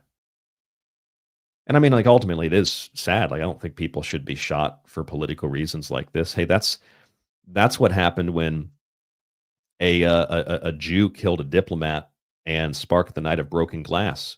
Did you know that? Did you know Crystal Night was started when a diplomat was murdered in cold blood? Don't take my opinion, as a fact. You can just read that on the history website. Officially, that's official history. Kristallnacht, the Night of Broken Glass, started when a diplomat was murdered in cold blood, was murdered by a radicalized Jew. It's just a fact of history. Ernst von Rath went to work on the morning of November 7th, 1938, and he was attacked when Herschel Greenspan, sounds like Alan Greenspan, he just makes money appear out of nowhere. When Herschel Greenspan, a 17-year-old Polish Jew, walked up and fired 5 shots at close range, that's what sparked the Night of Broken Glass. That's a historical fact. Okay, so anyway, the point is, that's just a little critical and kind of vital piece of information about that story. But this all relates to the TSA, and I'll explain to you why it relates to the TSA. It relates to the TSA because right after this shooting of these embassy workers, we've heard a couple of things. We've heard that Free Palestine is now the new Heil Hitler. Netanyahu has said Free Palestine is the new Heil Hitler. That is a quote, and I feel compelled to show it to you. It's only a 5-second clip. I feel compelled to show it to you because it just sounds so unbelievable, but it's true. I'll show you that in just a moment here. And because there were 2 other things that have happened, one a couple of years ago and one, I think it was exactly a day before the shooting of these 2 embassy workers, that also has something to do with an embassy. And it's a really important piece of the story that, again, relates to the TSA and security and speech and protest and your rights, etc. And I'll explain what that is in a second. Let's look at the demon ball here, telling you that Free Palestine is just a Heil Hitler. Free Palestine is just today's version of Heil Hitler. Yes, no, actually the version of today's Heil Hitler is Kanye's new song. That's the new version of Heil Hitler, quite literally. Probably another reason they're selecting that terminology, because that's what's popular on Twitter. So now if you search Heil Hitler, you're going to get Netanyahu saying this. These people are crafty. You have to give that to them at least. Okay, so here's the fact. Regardless of what happened to those embassy workers, and you might think, oh, this is irrelevant. I came to hear about the TSA. Well, came to hear about the TSA. That's what I'm going to give you. Just one moment. These embassy workers being shot, I thought, wait a minute, I've heard this story before. Where did I hear this story before? And so I looked it up and I was digging and digging and digging and digging and digging, and I came across something really interesting. I came across this story, which happened a couple of years ago when Israel bombed the Iranian embassy. Remember that? And killed some diplomats and I think some commanders. And that was okay. No big deal. But something else that's even more interesting than that is the Wall Street Journal reporting this 2 days ago. You heard about the embassy workers who got shot in the US, but I don't know if you heard about this. Israeli troops fired warning shots. That's the secondary story. The original story was Israeli troops attack foreign diplomats during a tour of the West Bank. You see this? Those diplomats included representatives of Egypt, Jordan, Spain, France, the UK, and Canada. In other words, Israel fired on foreign diplomats and then said, we need to investigate and find out why the IDF fired on them. We weren't trying to kill them. I'm sure it was an accident. So the story is they fired warning shots over their heads to warn them that they're in a dangerous area, as if they didn't already know that. And luckily, nobody got killed. And I thought, wait, so Israel just about killed diplomats from Spain, from the UK, from Canada. And then, so that story doesn't get any attention. Suddenly, 2 other Jews are killed. And oh my God, they're embassy workers. And it's so horrible. I just think that the two things are connected. And considering the fact that Israel has a history of killing their own people as recently as October 7th, because they deployed the Hannibal Directive. And according to news reports, the shooter is named Elias, which is a Jewish name. And considering how hell-bent these people are on war and censorship of speech, press, and even your right to own guns, is it really inconceivable to think that the shooter was not deployed by the Mossad? Is it really just inconceivable to consider that or to think that? Especially considering the fact that all the stuff that's happened at these universities and all the stuff that's happened with speech online, everything I've showed you from the State Department, the DOJ, the Department of Homeland Security about the definition of anti-Semitism, including reading the Bible, considering all of that stuff and the censorship and whatnot, I thought, oh, this would probably be a good trigger to pass a law or to crack down even more on the First Amendment in particular, or maybe the Second Amendment too. And it really doesn't matter even who killed those diplomats. What matters is Israel almost killing a bunch of diplomats gets covered up by the fact that they probably killed 2 of their own diplomats, or whoever did it. The results are the same: more censorship, which is just like 9/11. It doesn't really matter who did it. Could have been Palestinians. That's what we're told. Could have been Islam. Could have been people that had yarmulkes. It could have been anybody. It doesn't really matter who it was. It could have been the Bushes. It could have been anybody. The results are the same. Patriot Act, naked body scanners at the airport. And Michael Chertoff, who authored both of those things, was not wearing a burqa. Michael Chertoff, who authored those things, doesn't read the Quran. Don't you love that too? They find Qurans in the car. These guys are Muslims. I've read the Quran. The Quran says don't kill yourself. It says nothing about 72 virgins. It talks about the infidel in specific cases where these are people these are tribal battles, literal battles. And then in other cases, we're talking about the origin of the word infidel, which is not like a Quranic term, means someone who has a different belief than you, which means to Christians, Muslims are infidels. It's not even an Arabic word, but the infidel in that sense is the carnal self, like the animal sacrifices in the Bible when they're not literal. It's the carnal self. The holy war, the jihad, is the war inside of you, right and wrong, the angel and demon on your shoulder. And yet these people are not supposed to eat pork. They're not supposed to. You might find this hard to believe, but if you read the Quran, it actually says that men are supposed to respect women. Which might surprise you because the media has told you something opposite of that. But like these hijackers on 9/11 did all the things that they weren't supposed to do. They killed themselves ultimately, but they drank, they smoked, they went to strip clubs. And they worked with the federal government, the U.S. federal government. And then as a result of those acts of terrorism, Muslims did. Like when they found the Quran in the house, they had the Jewish reporter go into the house and they found a Quran and a prayer rug of the guy who drove the truck into the crowd in New Orleans. Oh my God, he's got a Quran in his house, open to some verse. We can't read it. This is heathen language. Yeah. That's what gave us post 9/11 security theater. And that is the same kind of thing that's going to give us the continued suppression of rights. And it's continuing today, like a literal continuation of post 9/11 security theater with the real ID.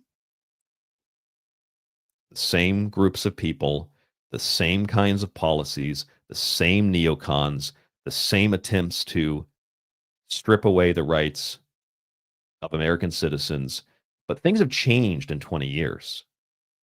Things have changed dramatically in 20 years. 20 years ago, Americans were a little bit more cautious about this stuff. You know, you had the people that were on TV saying things like, I love George Bush. He's such a great Christian man, which just still makes me laugh to this day. We're going to get those terrorists. Now watch this drive. We're going to put food on your family. You had people that actually, you know, of course, voted for that and believed that. But like Americans were a little bit more open-minded, I think, to a degree, maybe a little bit less eager for war. At least one group of people were. Now everybody wants war. Now everybody wants to go to war. And nothing else really matters. Just war. It doesn't matter if it's Ukraine, Russia, Iran, China. It doesn't really matter. As long as we have war, we got to have war.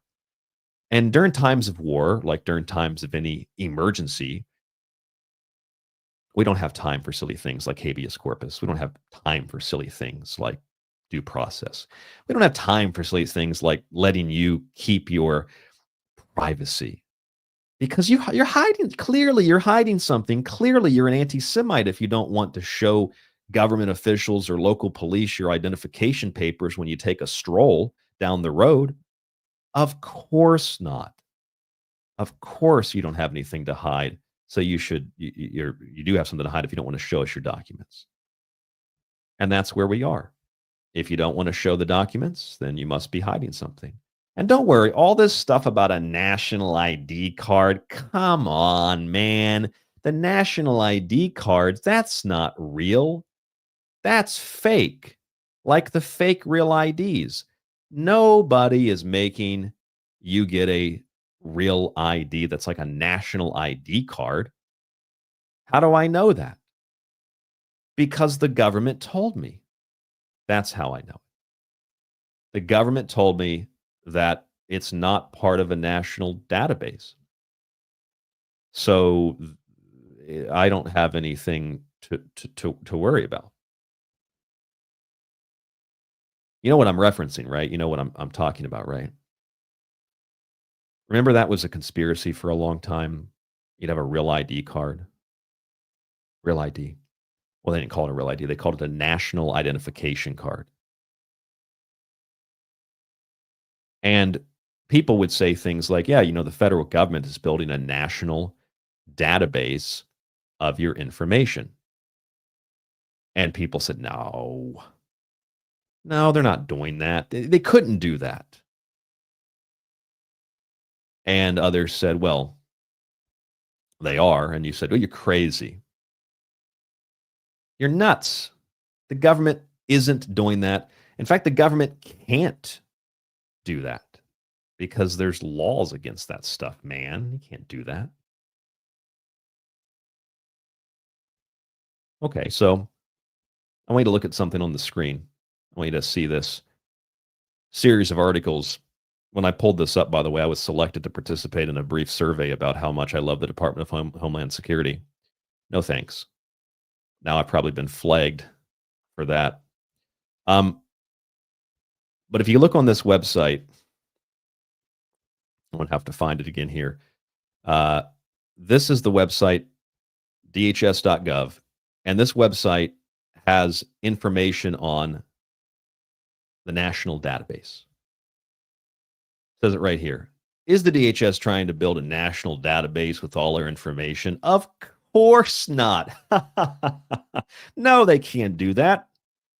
They say, no, the Real ID is a set of national standards, not a national identification card.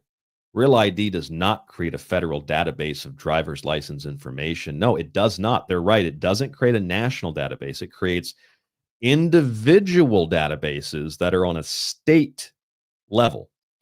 And then it's all run by like a private entity. And then the federal government can tap into that. That's what it is. So they're just doing it by proxy. Each jurisdiction continues to issue its own unique license, maintain its own records, and controls who gets access to those records and under what circumstances. As if all 50 states just got together and said, you know, we need this national ID card. And the federal government isn't doing enough dystopian stuff. So we're going to do this at the individual state level, which when have you ever seen that happen? Even during COVID, that didn't happen. There were states that refused to participate, which made heroes out of people like Kristi Noem. And then she, if she wasn't before, completely sold out because she said she has a personal rabbi in her state that helps to pass laws. She actually said that they have a personal, like the state has their own rabbi. I don't know what that means. If they had their own imam, there'd be riots, but they have their own rabbi, it's okay. Even if they had their own pastor, it would be a big deal, but their own rabbi, it's okay. Whatever the case is, though, each state did not get together and decide this because the states are actually one of the major reasons the Real ID hasn't been implemented. It's because of states saying, yeah, we don't think that's legal. We're not going to force people to do that. That's one of the major reasons why they haven't implemented it over the last 20 years. But the DHS just says, oh, each jurisdiction has their own unique license, maintains their own records. They control who gets access to those records under what circumstances. You mean like the Department of Homeland Security when they tell them, give us the access, or like what they did to the CEO of Yahoo, where they said, give us the access to all the data or you go to jail. And then I thought that this was interesting. This is on the DHS website. Again, this is their own words, okay? I thought this part was really, really interesting. So you can see on the screen here. Real ID, this is the Department of Homeland Security. Okay, this isn't Before It's News or the People's Voice or any of that other bullshit online that's made up and fake. Okay, this is the Department of Homeland Security's website. I mean, it is fake, but it's a different kind of fake. And it says the purpose, this is what they say officially, the purpose of the Real ID is to make our identity documents more consistent and secure. So let me try to get this straight. Did you catch the little weird thing there in the statement? Did you catch that? I want to make a sarcastic face, but I think it's more important to show you the full screen of this. Can you see this okay? Do you see what this says? Let me make it a little bit bigger. Okay, it says, is the DHS trying to build a national database with all of our information? No, they're not trying to do that. It's not a national database. Real ID does not create a federal database of driver's license information. Here's what they say. Each jurisdiction continues to issue its own unique license, maintain its own records, and decide who gets access to that. Now explain to me how each jurisdiction issues its own unique license, yet the purpose of this program is to make identity documents more consistent and secure. So how the fuck can you make something more consistent and secure if you're delegating the authority to 50 individual states that issue their own unique identifications, which means that the Real ID is nothing more than an enhanced identification. It's the same entities issuing the identification, and they're all unique. And so if they say that the normal Real IDs, which is just your regular license or ID card, those don't suffice anymore, you need the Real ID. And the Real IDs to make it more consistent. So you think, well, it must be a federal thing, but no, they can't do that. They say, no, it's not a federal thing. It's not a federal database. It's the states getting to decide, which is what they've always done through the DMV. So why change it?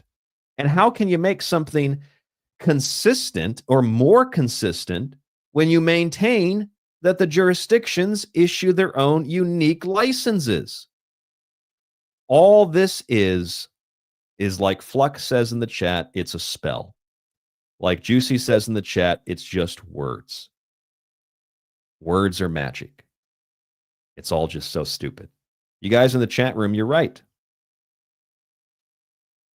It's so incredibly stupid. And it's magic. It's word magic.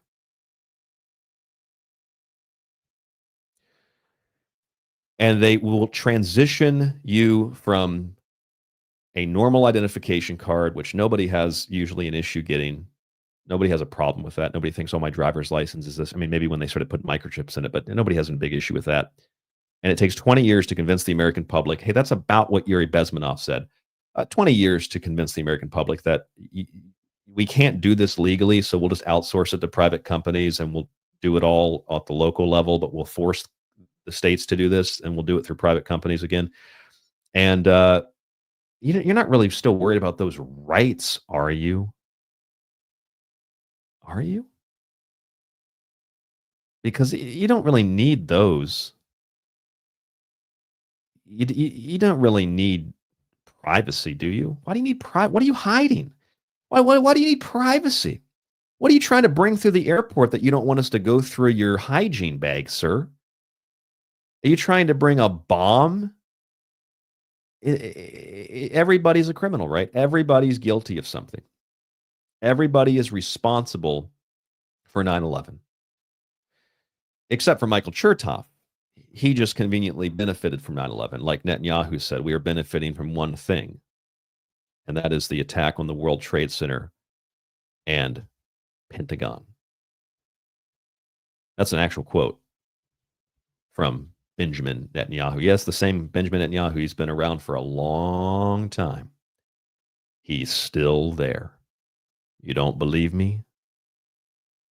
Check it out from the Haaretz report. Netanyahu says 9/11 terror attacks good for Israel. They love 9/11 in Israel. They love it. They absolutely love 9/11. Why? Because it benefits the state of Israel. It benefits the defense contractors. They like it. The military-industrial complex likes it. The U.S. military, the U.S. government, they like it, or at least they're told to like it in cases where they might not like it. It's this is patriotism. And if you don't support the Patriot Act, you're not a patriot. And if you don't support the big, beautiful bill, you hate big, beautiful bills. It must be a small, ugly thing that you are. And if you don't like the real ID, then you must be in possession of a fake ID. It's all magic. Like how you can create money out of thin air. Howdy, Eric King in the chat. Yes, the TSA is a huge waste of time and money, and we just go with it. You know, it's funny about this whole Doge thing. You think they maybe could have just cut money from the TSA? Or they could have just cut the TSA. How about you end the Transportation Security Administration? They're more worthless than the Department of Education is, although the Department of Education is responsible in part for the failing of American education in general, and also probably responsible for the reason that these TSA agents are usually so dull. So kind of goes hand in hand, but maybe we should just get rid of the Transportation Security Administration. But that's like an essential, critical part of the state apparatus of control and authority. That's part of the process of conditioning you to accept that you're basically just cattle. But every day you're told when you go to the airport and go through TSA, I'd venture to say some of you have flown recently. When I flew over here to Japan, I went through the airport I actually had to go to Phoenix. I flew through Phoenix. I flew to Los Angeles, which smelled like urine. Literally, it smelled like urine in the airport. And outside the airport, outside the airport, it smelled like weed and urine. Inside the airport, it just smelled like urine and body odor. And when I got to Los Angeles, I saw the same thing at the security line. Big sign on the wall. American flag. And it was probably, printed, and it had all the different names of the people that died on 9/11. And it said 9/11, never forget. Don't forget 9/11. Don't forget what happened on 9/11, because that's the magical trigger to all of this, isn't it? That's the magical trigger to justifying these things. And it is magic, just like all the wordplay. It is magic. Why is it magic? Because that's literally what it is. It's Twilight language. Magic is really psychology. It's psychology. It's fear and trauma. It's the constant reminder that terrorists could attack at any time. They're invisible. We don't really know who they are. They could be people that wear jeans. They could attack at any time. Just like the virus could attack at any time. It's invisible. It could attack at any time. So you better be careful and wear the mask and do what you're told to do. And for the record, in the chat room, no, that is not my my Q clearance authority behind me. That is a Noem tapestry, and that is an Enso, which is the circle of perfection in calligraphy. For those of you just joining us, you're tuning in to a 2-hour broadcast that requires a full 2 hours of focus. I'm considering doing a third hour tonight. I'm not sure. What do you think about that in the chat? Third hour of TST tonight. We still have a lot to get through. If you're just joining us, though, tonight's show, it's not gay if it's TSA. It's not gay if it's TSA. This is the security feature and the real ID. I just saw Gary pop into the chat. It is my halo, Gary, yes. Gary's a longtime listener of the show, too. We hung out a couple of times. We hung out at Contact in the Desert last year. They don't have a ticket for me this year, Gary. They said they can't wrangle me one up. Where else did we hang out? We hung out in Roswell, too. I think Contact in the Desert is where we bought that Atlantis water. That was some good stuff. Okay, so now, since we're coming into the end of the second hour and the final segment here, I'm considering doing a third hour because there's so much more that I did not get to that needs to be discussed, including an old file that I dug up from my archive that you can also access if you're a subscriber at tstradio.info.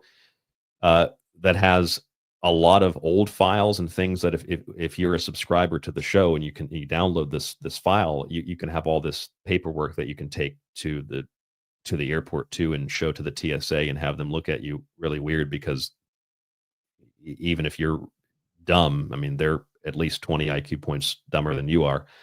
But it has all the documents. It has the I think they were a Homeland Security study about the body scanners. It's got reports from major universities. It's got, news articles of why things were being like why those body scanners were being pulled from Europe, etc. Really quick, I want to show listeners. This is our website. We have a scrolling bar here with some of the new episodes. There's my book. If you're listening in the free archive, it looks like this. All the shows are there. Scroll through them. But if you'd like to get access to the full archive, which includes all of this stuff here, the main archive, the montages, the books, documents, video presentations, these are your options on the website. Very simple, very straightforward, very basic. tstradio.info. That's tstradio.info. You can see the scrolling bar there on the screen and the links below in the show description. Here is the real ID. America now has a national ID card and internal passport, but it's not that. It is, but it's not. It is, but it isn't. Like, we have that, but we don't have it. Like, it's not really a national ID card, but that's what it is. It's all part of that word magic. All right, let me show you some official statements. This is from the Transportation Security Administration. Real ID. What is the real ID? And here's the real ID. Passed by Congress in 2005. although I thought it was originally 2006, it was 2005, enacted the 9/11 Commission's recommendation that the federal government set standards for the issuance of sources of identification, such as driver's license and identification cards, which is a state issue. That's 10th Amendment state issue stuff, kind of the Fourth Amendment too, I think. And that's it's a weird thing too, because considering who or what was responsible for 9/11, and considering that the hijackers trained with federal agents, why does the American public have to suffer from this? And we're 25 years removed from 9/11. That's even further in the rearview mirror. Obviously, nobody cares about that. I'll never forget when I was in Daytona, Florida, doing an event where we were handing out documentaries and architects and engineers for 9/11 Truth. Richard Gage is not a part of that anymore, but he's the one that was one of the founders. And we were handing out papers from them. And I remember this car rolled up to the light. Where was that restaurant we were at? It was a Steak and Shake in Daytona Beach. And this car rolls up to the light, and we were handing out papers. And there's this kid in the back who was blazed. And he's like, whoa, man, 9/11? That happened. And this was in 2011, 12, I think. He's like, 9/11, that happened like 5 years ago, man. Just get over it. And I thought when I heard that, yeah, that's pretty much the sentiment of the average American. And I'm pretty sure that it's even worse 25 or, well, now from that instant, it was 13 years ago. I'm pretty sure it's even worse now.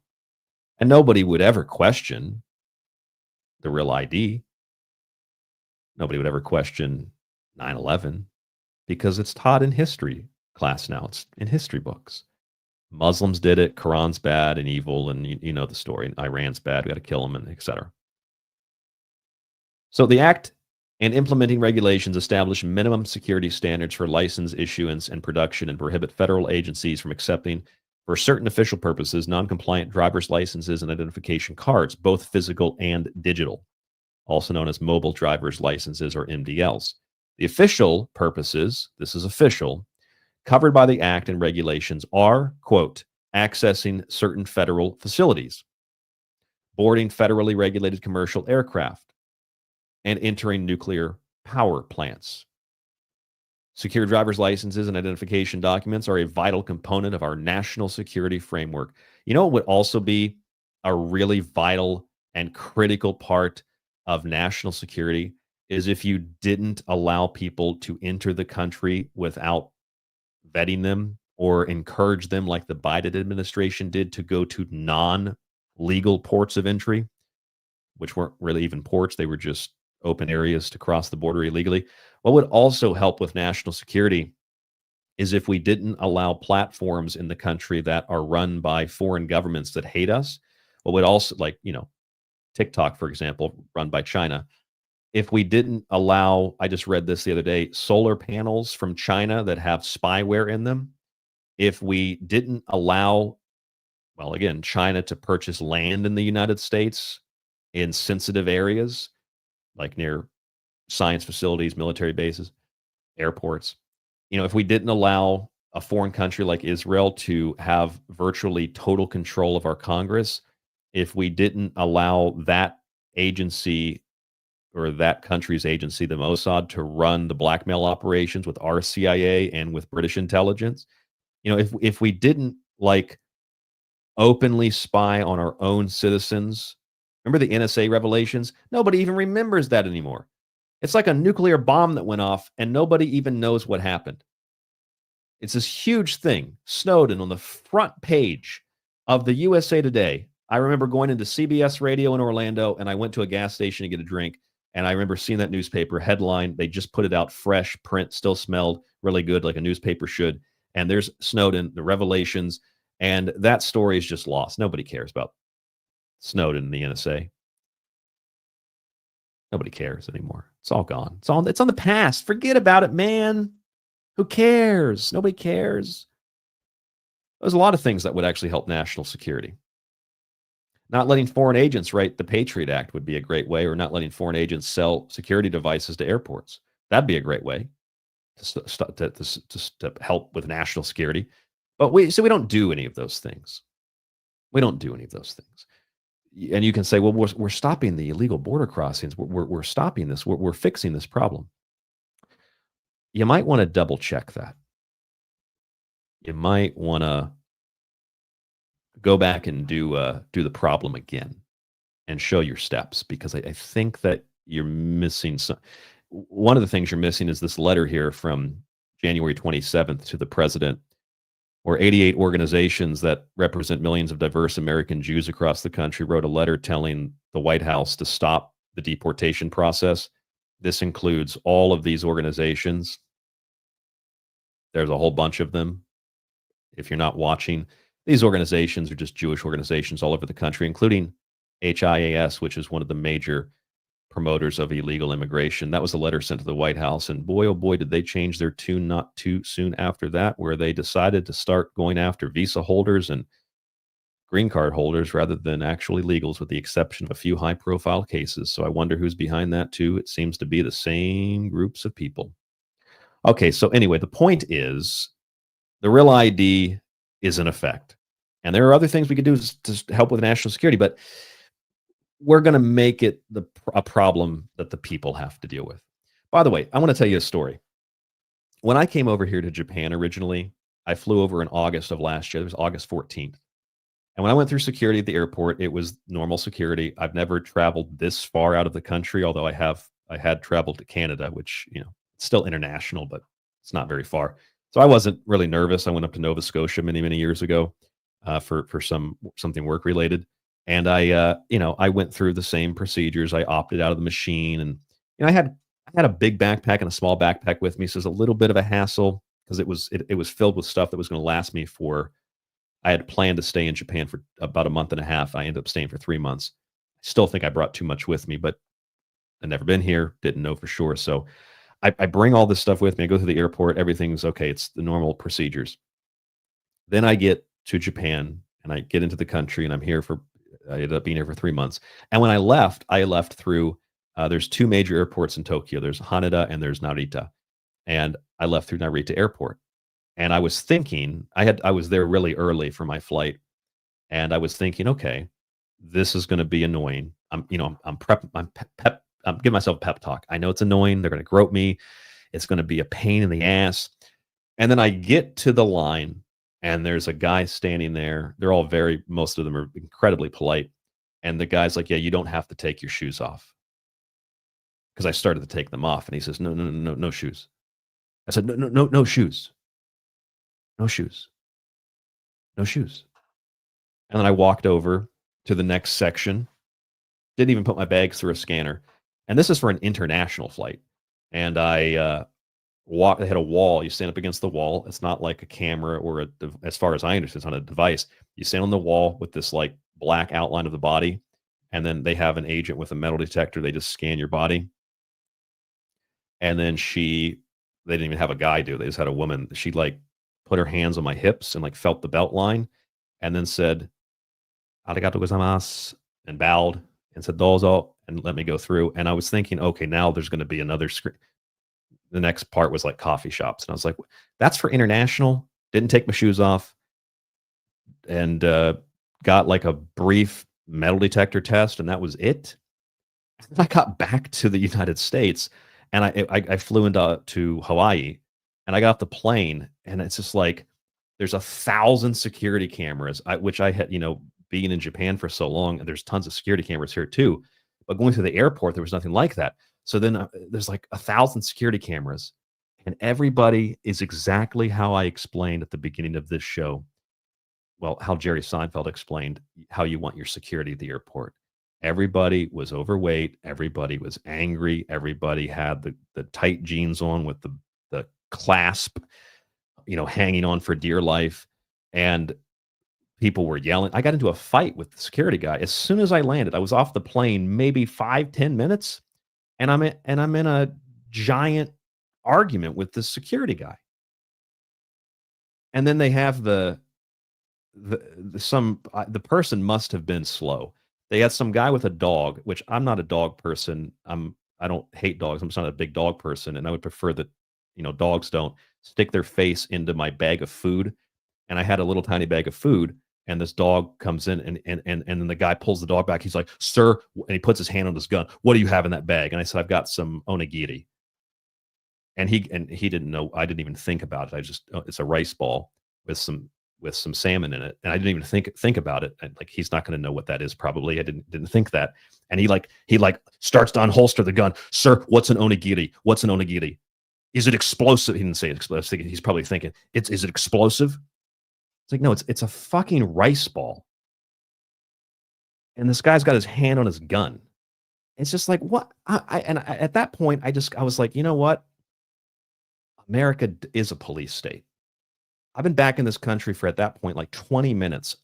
There's like 100,000 cameras. I'm fighting with the guy in line because I followed the instructions and he told me, "You will move when I tell you to move." And then I have some other guy who I'm pretty sure is slow, but they've given him a gun for some reason. And he is ready to pull the gun because I have a ball of rice. I don't know if that's ignorance or if that's the trauma they put these people through, or that's the programming, or it's a combination of a lot of this stuff. You know, I'll tell you something else. I don't want to give you too many details, but I know someone very personally over here that works at the airport. And you know what they show them for their training? They show them videos. This is in Japan. They show them videos of the World Trade Center being hit with planes. That's part of their, I think it was part of their training and part of their education. This could happen. This could happen. It's like when I learned that they do that in Japan for the airport staff. I don't know if it's everybody, but I know that some of the airlines do that. Probably because they're working with, other global companies that are U.S. companies too. It's probably part of the occupation of this country by the U.S. government. It's probably part of the agreements with the airlines and whatnot. You got to show your staff planes crashing into buildings over and over again. You got to really traumatize these people to make them, really angry, and grabbing those balls and twisting them and turning, making sure they're on explosives in those nuts, making sure women don't have explosives in their hair, don't have explosives in their socks or explosives in their breasts. That was actually a thing. You remember that? Let me see if I can find that. There was a story from the TSA that women were putting bombs in their breasts. It's a real story. I'm going to look this up. Bombs in breasts, TSA warning. It was like they were having like the Joker. They were putting bombs in their breasts or something. Oh my God, here it is. TSA warning describes surgically implanted bombs. I think this is it. That women, they can use let's see if they use the word breast. Yes, this is it. I knew I remembered this. Okay, what year was this? This would have been, where's the date? 2011. Okay, I knew it. Surgery to implant explosives could be done a couple of days before a planned attack. In order for it to work, there would need to be a detonation device, and it's conceivable that if the explosive was implanted in a woman's breast, the detonator could be underneath the breast, so that all the operative would have to do is press down.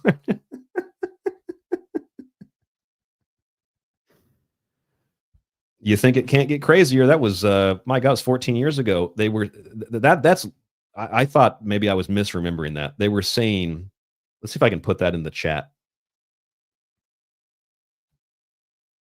I posted it to the chat. I don't know if it'll pop up.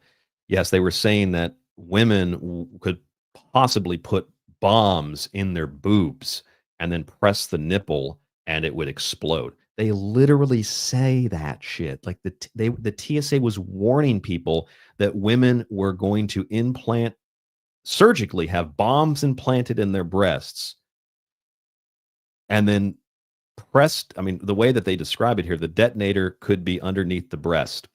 So all the operative would have to do is press downward. So I'm guessing that they install, if I can show you, they install the bomb here, and then you press the nipple, and then the breasts explode. It's like Austin Powers with the machine gun breasts, but instead of guns, they're explosives. And I told people that. People told me I'm crazy. It's nuts. Well, it is crazy. It's nuts. It's totally made up. Nobody is putting bombs in their breasts, and even Al-Qaeda doesn't do that. Even Al-Qaeda doesn't do that, okay? Even the Taliban didn't do that. Even ISIS doesn't do that.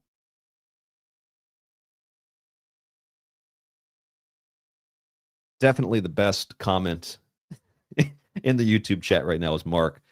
That's what you call a booby trap. Absolutely.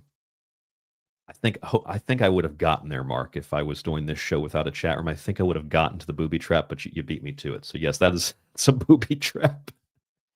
It doesn't sound real, does it? Because it's not, but this is what the TSA was warning.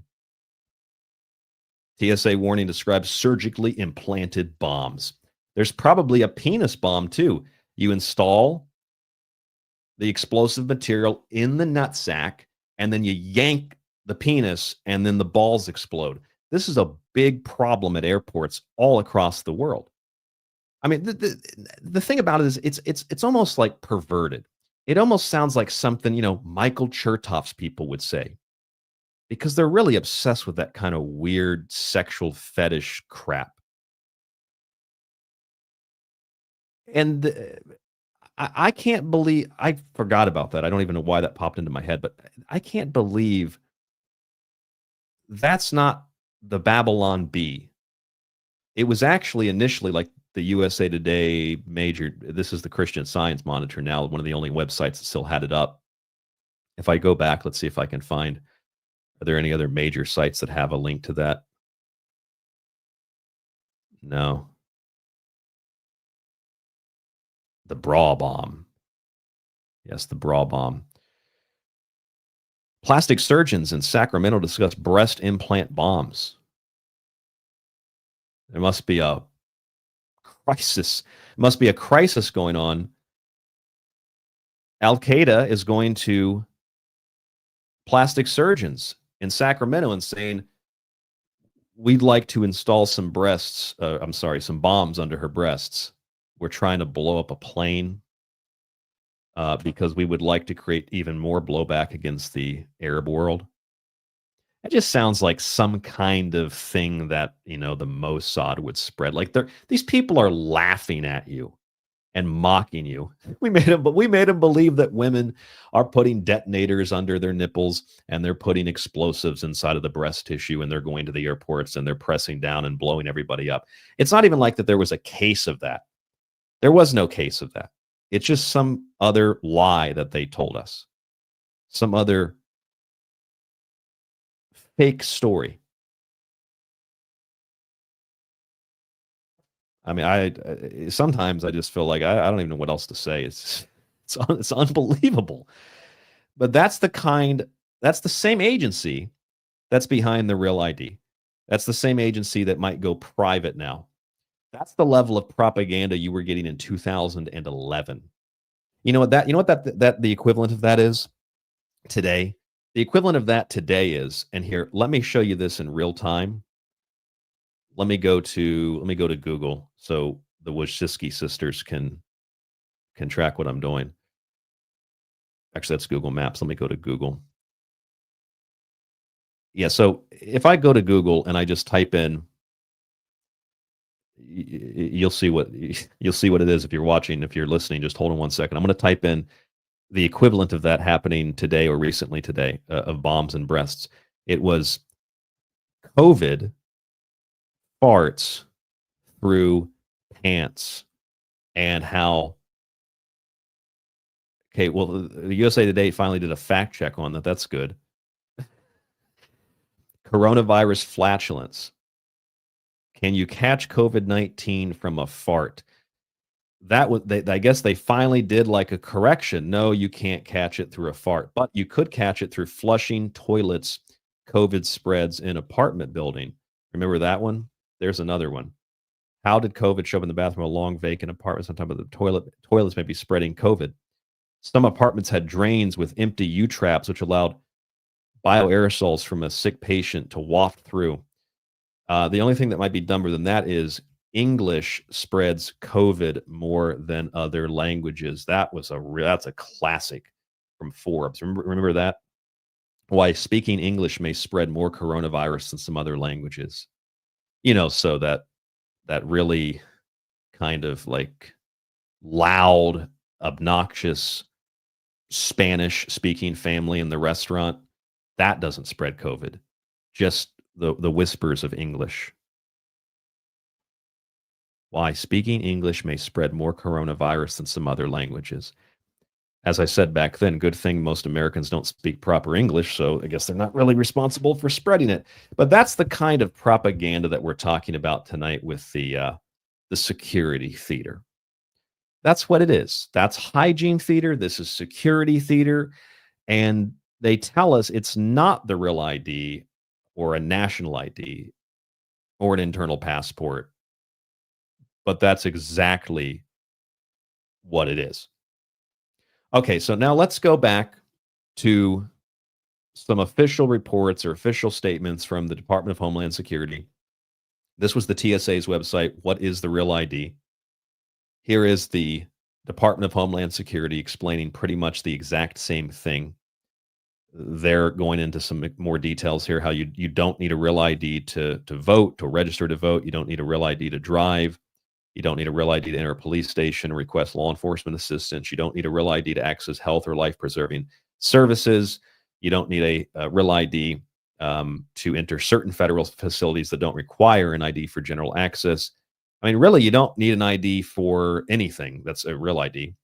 You don't really need it for anything, apparently. In fact, you don't even need it to fly, according to the woman that runs the DHS. And you don't even need it to fly, really, according to the TSA in their own press release. So I don't know what's the purpose of it then. It's just theater. That's all it is. It's theater.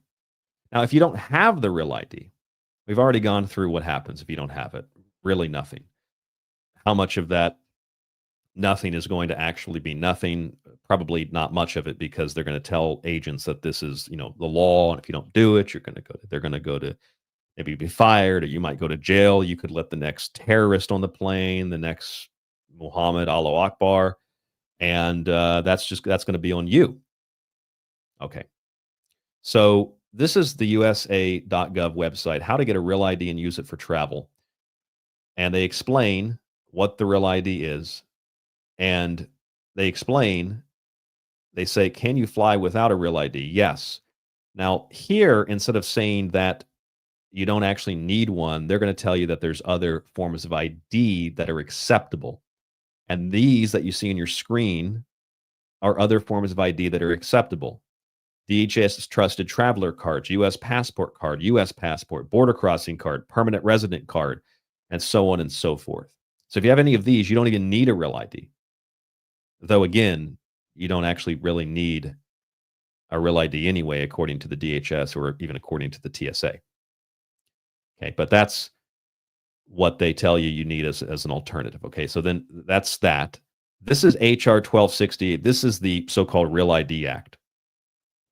Technically, the Emergency Supplemental Appropriations Act for Defense, the Global War on Terror, and Tsunami Relief. They throw everything in there in 2005.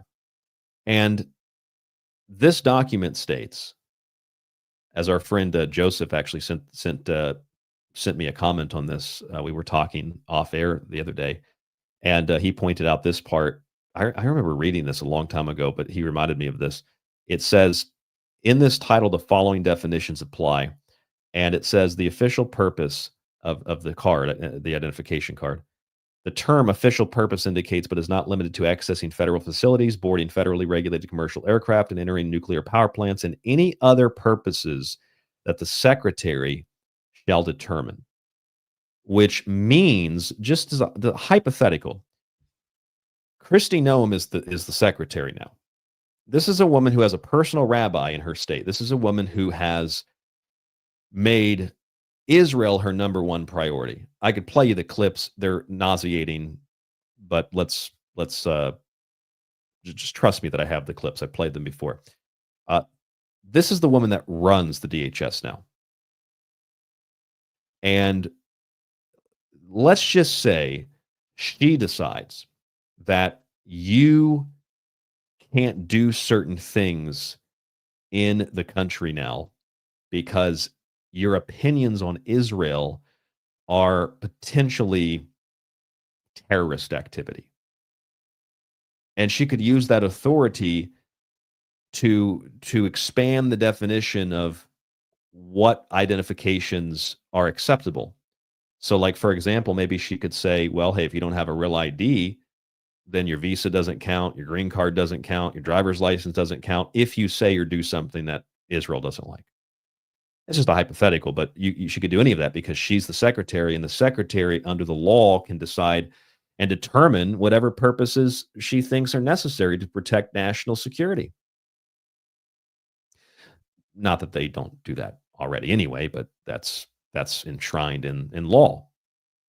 And I'm sure that if I went through and read this entire thing, I feel like I would find things that are more outrageous than that.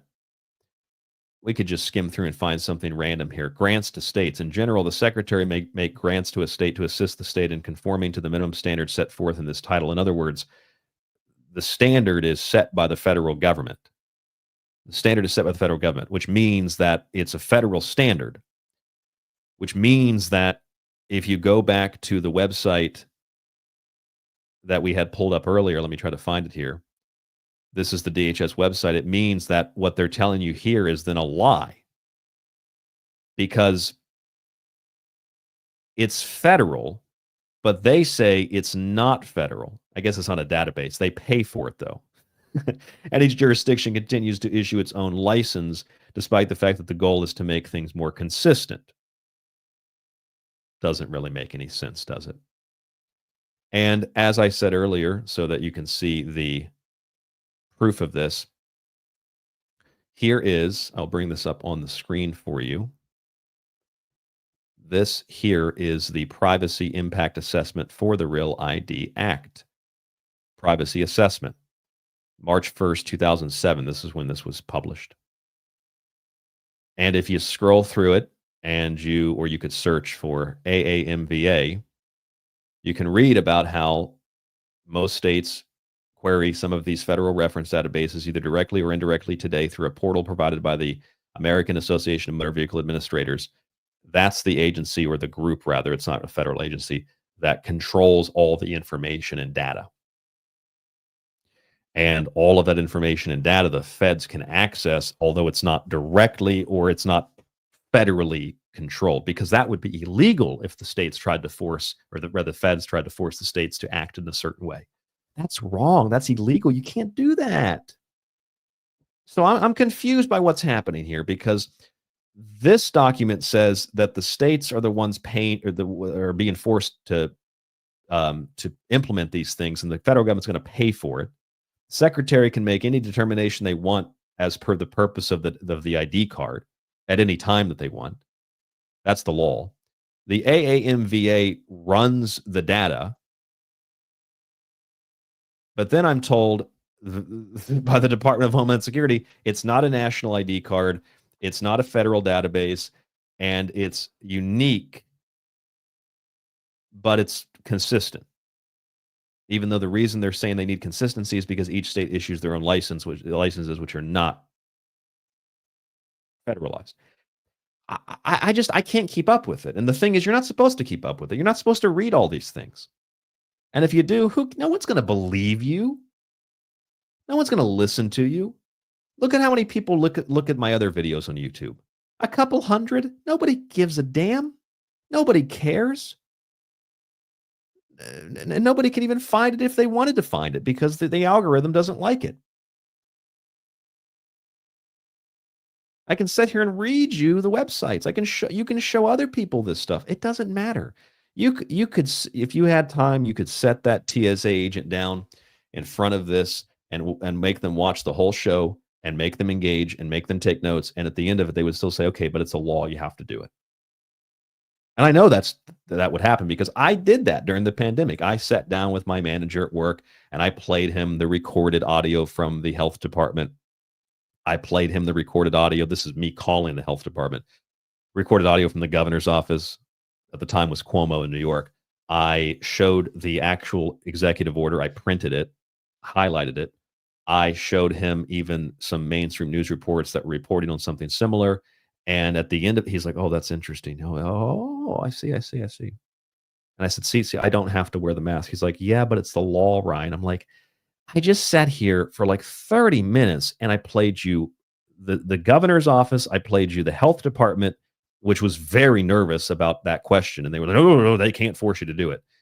And I showed you the actual order. And then the guy says, oh, well, that's that it's still illegal. You have to wear it. And I said, I just showed you all this stuff. What do you mean I have to wear it? Well, it's a law. I said, buddy, I just showed you it's an executive order. Well, that's the law. I said, no, it's not. It's a recommendation. Even the health department, and you just couldn't get through to the person. That's the same exact thing with this Real ID. You can't get through to the people. You can show it to them. You could talk to the agent. You could explain it to them. They don't care. They're there to do their job, and their job is to follow orders. And they're going to lose their job, or they're going to be reprimanded if they don't follow orders. That's the bottom line. So maybe all of this is really irrelevant. Maybe it doesn't really matter. Because no matter what we do or what we say, it just seems like the ball keeps rolling, doesn't it? It just seems like no matter what we do, you can't stop it. Although it is kind of ironic that if you look at the percentage of people that don't have the Real ID, it's about 7%. It's kind of ironic that those people don't have it because a percentage of them are like me. They don't want to do it. Some of them, like you don't want to do it. But a part of it is because they're unaware. That's what the news outlets are reporting. The people are just unaware. In other words, the propaganda and the psychology has worked so well that people don't even know where to comply anymore. Normally, they would just line up to comply, but they don't even know where to comply anymore. I mean, that's when you know you've hit a wall. Like I don't think it really matters. And then you go to another country and you realize, oh, they don't have all those things at the airport. And it's not like here in Japan where it's not like there's a terrorist hijacking planes every day. So clearly there's no need for it. It's just extortion, power extortion, or economic extortion, social extortion, political extortion. And there's a handful of people that run the whole damn thing. If you're listening in the chat on Facebook, on YouTube, or on X, I don't think X pops up on my feed. I'd have to go manually look at it. But if you're on YouTube, if you have questions, if you have comments about tonight's show, please send them over now and I'll start to look at them. Also, I just sent an email over to Mike D. I don't know if he'll get the email, but I sent him a link as an invite to join the show if he wants to join. I should have said something. I don't know if he's still in the chat. Mike, are you still in the chat? Maybe he is, maybe he's not. But I sent him a link if he wants to join us. Hopefully he'll jump on. In fact, I'll send him a message right now. I'll send him a text message. All right. Maybe Mike will jump on here. If he jumps on, we'll have a conversation with Mike. Since people have been asking to have Mike back on the show, Mike's very popular on the show. All right, Mike, if you're still listening, check out your email and use the link to join. You don't have to do video. It can be audio only. All right, for those of you in the chat room, I know that people have been posting stuff. I try to, this time, as opposed to last Friday, I tried to comment on some of the stuff throughout the show tonight rather than waiting till the very end. Dustin, thank you for showing up. Dustin says he loves the podcast. I appreciate that. It's actually a broadcast tonight. Jackie says, wasn't there an underwear bomber or a story of it? Surprised we are allowed to wear clothes flying in the States. That's a good point, Jackie. There was an underwear bomber. There was an underwear bomber and there was a shoe bomber. And I'm pretty sure that was just my cell phone going off. Mike said he cannot make it. Okay, so Mike cannot join us. But there was a shoe bomber, an underwear bomber, and I'm pretty sure one of them for sure was put on the plane by there was like people there that witnessed the FBI putting the person on the plane.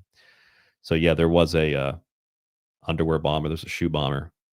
I love that story too. The guy got on the plane, he started to light his shoe on fire. He was going to blow up the plane. They say they thwart these acts of terrorism. How many of these acts of terrorism do they finance? How many of these acts of terrorism do they create? In fact, I remember reading that, was it like 90%? In fact, I'm going to look that up again. Federal Bureau of Investigation. Let me type it in. FBI creates fake terrorism to stop it. I feel like, oh my God, I feel like it was Judge Napolitano had talked about this. I think Ron Paul had talked about this. I'm trying to find the exact article, but there were mainline articles about this. This is really hard to find. There were mainline articles about this. I think it was somewhere between, I'll go conservatively estimating here. I think it was like 30% were not, maybe 70% were FBI plots that the FBI created and then stopped them in order to ensure more funding. It was a crazy number. Oh, actually, here's one article about it. This isn't the one I'm thinking of, but this is one article from The Guardian. Fake terror plots, paid informants, the tactics of FBI entrapment question. Yeah, a lot of the terror plots, like I just said, a lot of the terror plots are the FBI doing it. It's not random people. In fact, 9/11 was the federal government involved. The federal government was involved. They were training the hijackers or the supposed hijackers. I mean, at some point, this stuff is so explosive, but it stops being relevant because we forget about it. You could type in federal government trained 9/11 hijackers. You can even find that many of the hijackers are still alive or were still alive after that. Here's ABC News. Here's Aviation News. Yeah, the FBI knew. U.S. flight schools unknowingly trained the terrorists. They didn't unknowingly train the terrorists. They knowingly trained them. Maybe not the staff at the school, but the federal agents. Here's Aviation News. Hijackers trained at U.S. flight schools. Nobody found it suspicious. CBS News. FBI was warned about flight schools. Yeah, they knew about it. The FBI knew for years. Here's the New York Times. At least 6 of the 9/11 hijackers received flight training in the United States. Yeah, that's about right. And I could also look up, I'm pretty sure there was flight training. Oh God, there's so many of these stories. My goodness, there's so many of these stories. But if you showed any of this to anybody, I mean, who's going to believe this? Even if it's the New York Times. I think it was 90. I think it was 90. Now that I'm thinking about it, 90% of terrorist plots are actually manufactured. They're not real. It's fake. It's not real. They create these problems. Go back to the chat room here. Flux says, how many of them were actually real? Well, that's the question. I don't think many.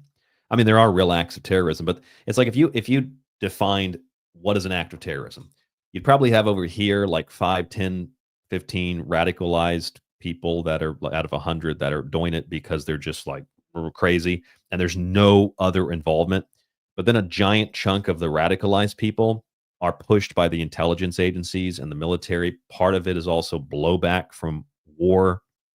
And then a percentage of it, a pretty significant percentage, is the government creating problems to stop problems to get more federal funding and to get more power and authority. Basically blank checks. So how much of it is is it real? I think it's a small percent's actually real. And what might actually be considered real might in and of itself be a byproduct of how the CIA or how the Mossad or how others create these problems. Hell, Israel is the center of terrorism in the so-called Middle East. The country was founded on terrorism. They've used terrorism. They've killed their own people before, not just with the Hannibal Directive to advance the agenda. Hell, even Alex Jones was talking about this week, that Israel has bombed Jewish communities in other countries to make them feel unsafe, to force them or coerce them to move to Israel. That goes back to World War II. They terrorized anybody and everybody. They're the ones that brought terrorism. They're the ones that created the Islamic extremists for the most part. So how much of it is real? I don't think much of it is actually real. I mean, it's real, like people die, things blow up, people get hurt, but I don't think it's real in the sense that those people that are doing those things are making those decisions themselves. Even the first World Trade Center bombing, that was the FBI. The second World Trade Center bombing, the FBI knew about that too. At the very least, it doesn't have to be blaming Israel all the time, but like the FBI did a lot more than the Muslims did. It's all about power and control. It's about controlling narratives and controlling people's perceptions of reality. And I mean, at some point, again, you go so far into this, and we've done 2.5 hours tonight, this Friday special live show, and I get to a point where I just start to remember stuff that I had never thought, didn't think of before the show tonight, like the booby traps, the boob bombers, or the underwear bomber, or stuff like that, or the FBI is behind most of the terrorist plots they foil, which is how they can foil them so easily and look like they're in charge, and they know it's because they create them. They know where the body's buried because they buried the body there. Some of that stuff you forget, you start putting together. I'm like, this is taking like a real dark turn. A lot of the stuff we think, or a lot of the stuff we look at today, like the Real ID, it might just seem totally innocent to some people, but it's all based on all this fraud. The Real ID is based on the FBI doing this in the 90s and the early 2000s. It's based on all the fake wars. It's based on all the fake stories about babies in incubators. It's based on all the atrocity propaganda. It's based on the killing of American citizens. It's based on the killing and the murder of innocent people. It's based on all kinds of horrible, disturbing, disgusting things. But most would accept it because it's what you do. It's what you do. That's just how it goes. That's how the proverbial cookie crumbles. Let me show you something else tonight before we start to wind down in the final segment of tonight's show. Let me show you something here.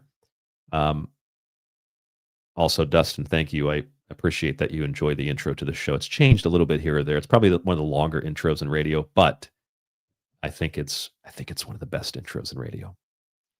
Everybody wants like 5-second clips now, and our intro's 3 minutes. So I know it used to be 4 minutes. We got it down to 3. Now that it's 3 minutes, it's still too long for a generation of people that need a 5-second crash course. And it's like you can't do that.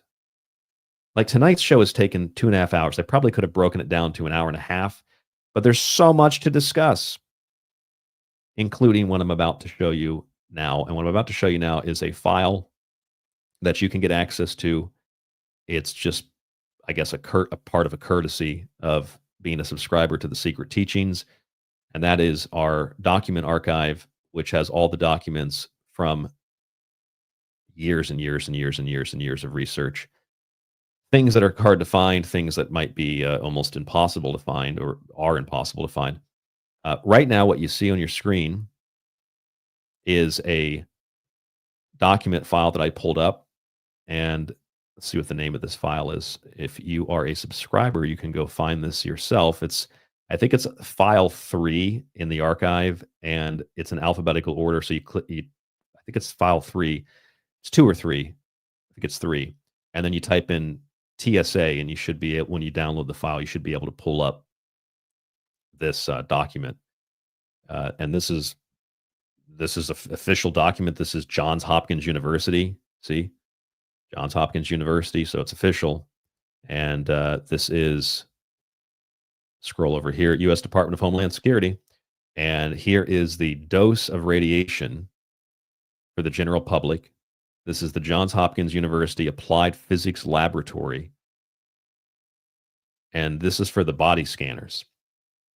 And it openly says an area exists above each of the units due to primary beam overshoot where the 100 mREM per year general public dose limit could potentially be exceeded. Now, whether or not that actually happens or doesn't happen and what that actually means in regard to health effects on the public, number one, it does not account for agents that stand in front of it the entire day, as opposed to people that might only fly a few times a year. And it's totally contrary to everything they told us in the news, like these scanners are safe and they're effective 100%. And these scanners prevent terrorism. And these scanners they're not only safe, come on, I mean, frankly, you go through one of these scanners, it rejuvenates your cells and it heals you and all the problems you have, all the health problems, mental and physical, they melt away because this scanner is divine. Meanwhile, in their own documentation, they're saying, oh yeah, it's very possible that it can exceed the dose that is considered the safe limit per year for the general public. These are the millimeter wave scanners. I'm pretty sure, I'm not a physicist, but I'm pretty sure that's the same technology they use for 5G. And then they'll tell you things like, well, listen, you're scared of these machines? Come on, you're getting on a plane. You know, the sun is radiation. Your phone gets hot, that's radiation. You radiate heat yourself, body temperature. Being on a plane for 3 hours, it's like going through the body scanner. That's basically what it is. Of course, then you have to ask the person, if you have brain cells, okay, but that's a high dose and it's on my body, exposed skin, and it's 3 hours or so, you said, of radiation like that to my exposed skin in just directly. There's no metal container around me. It's just directly, and it's all of that just one moment.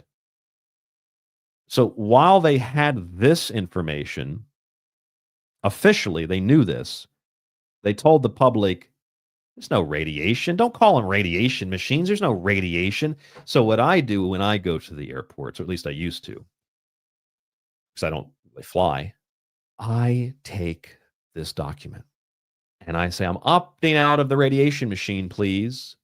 And they'll either say, a male opt-out, sir, it's going to be a long time. You might miss your flight. Or I get it's not a radiation machine. Who told you that, sir? And then I'll pull out this document and I'll crinkle it.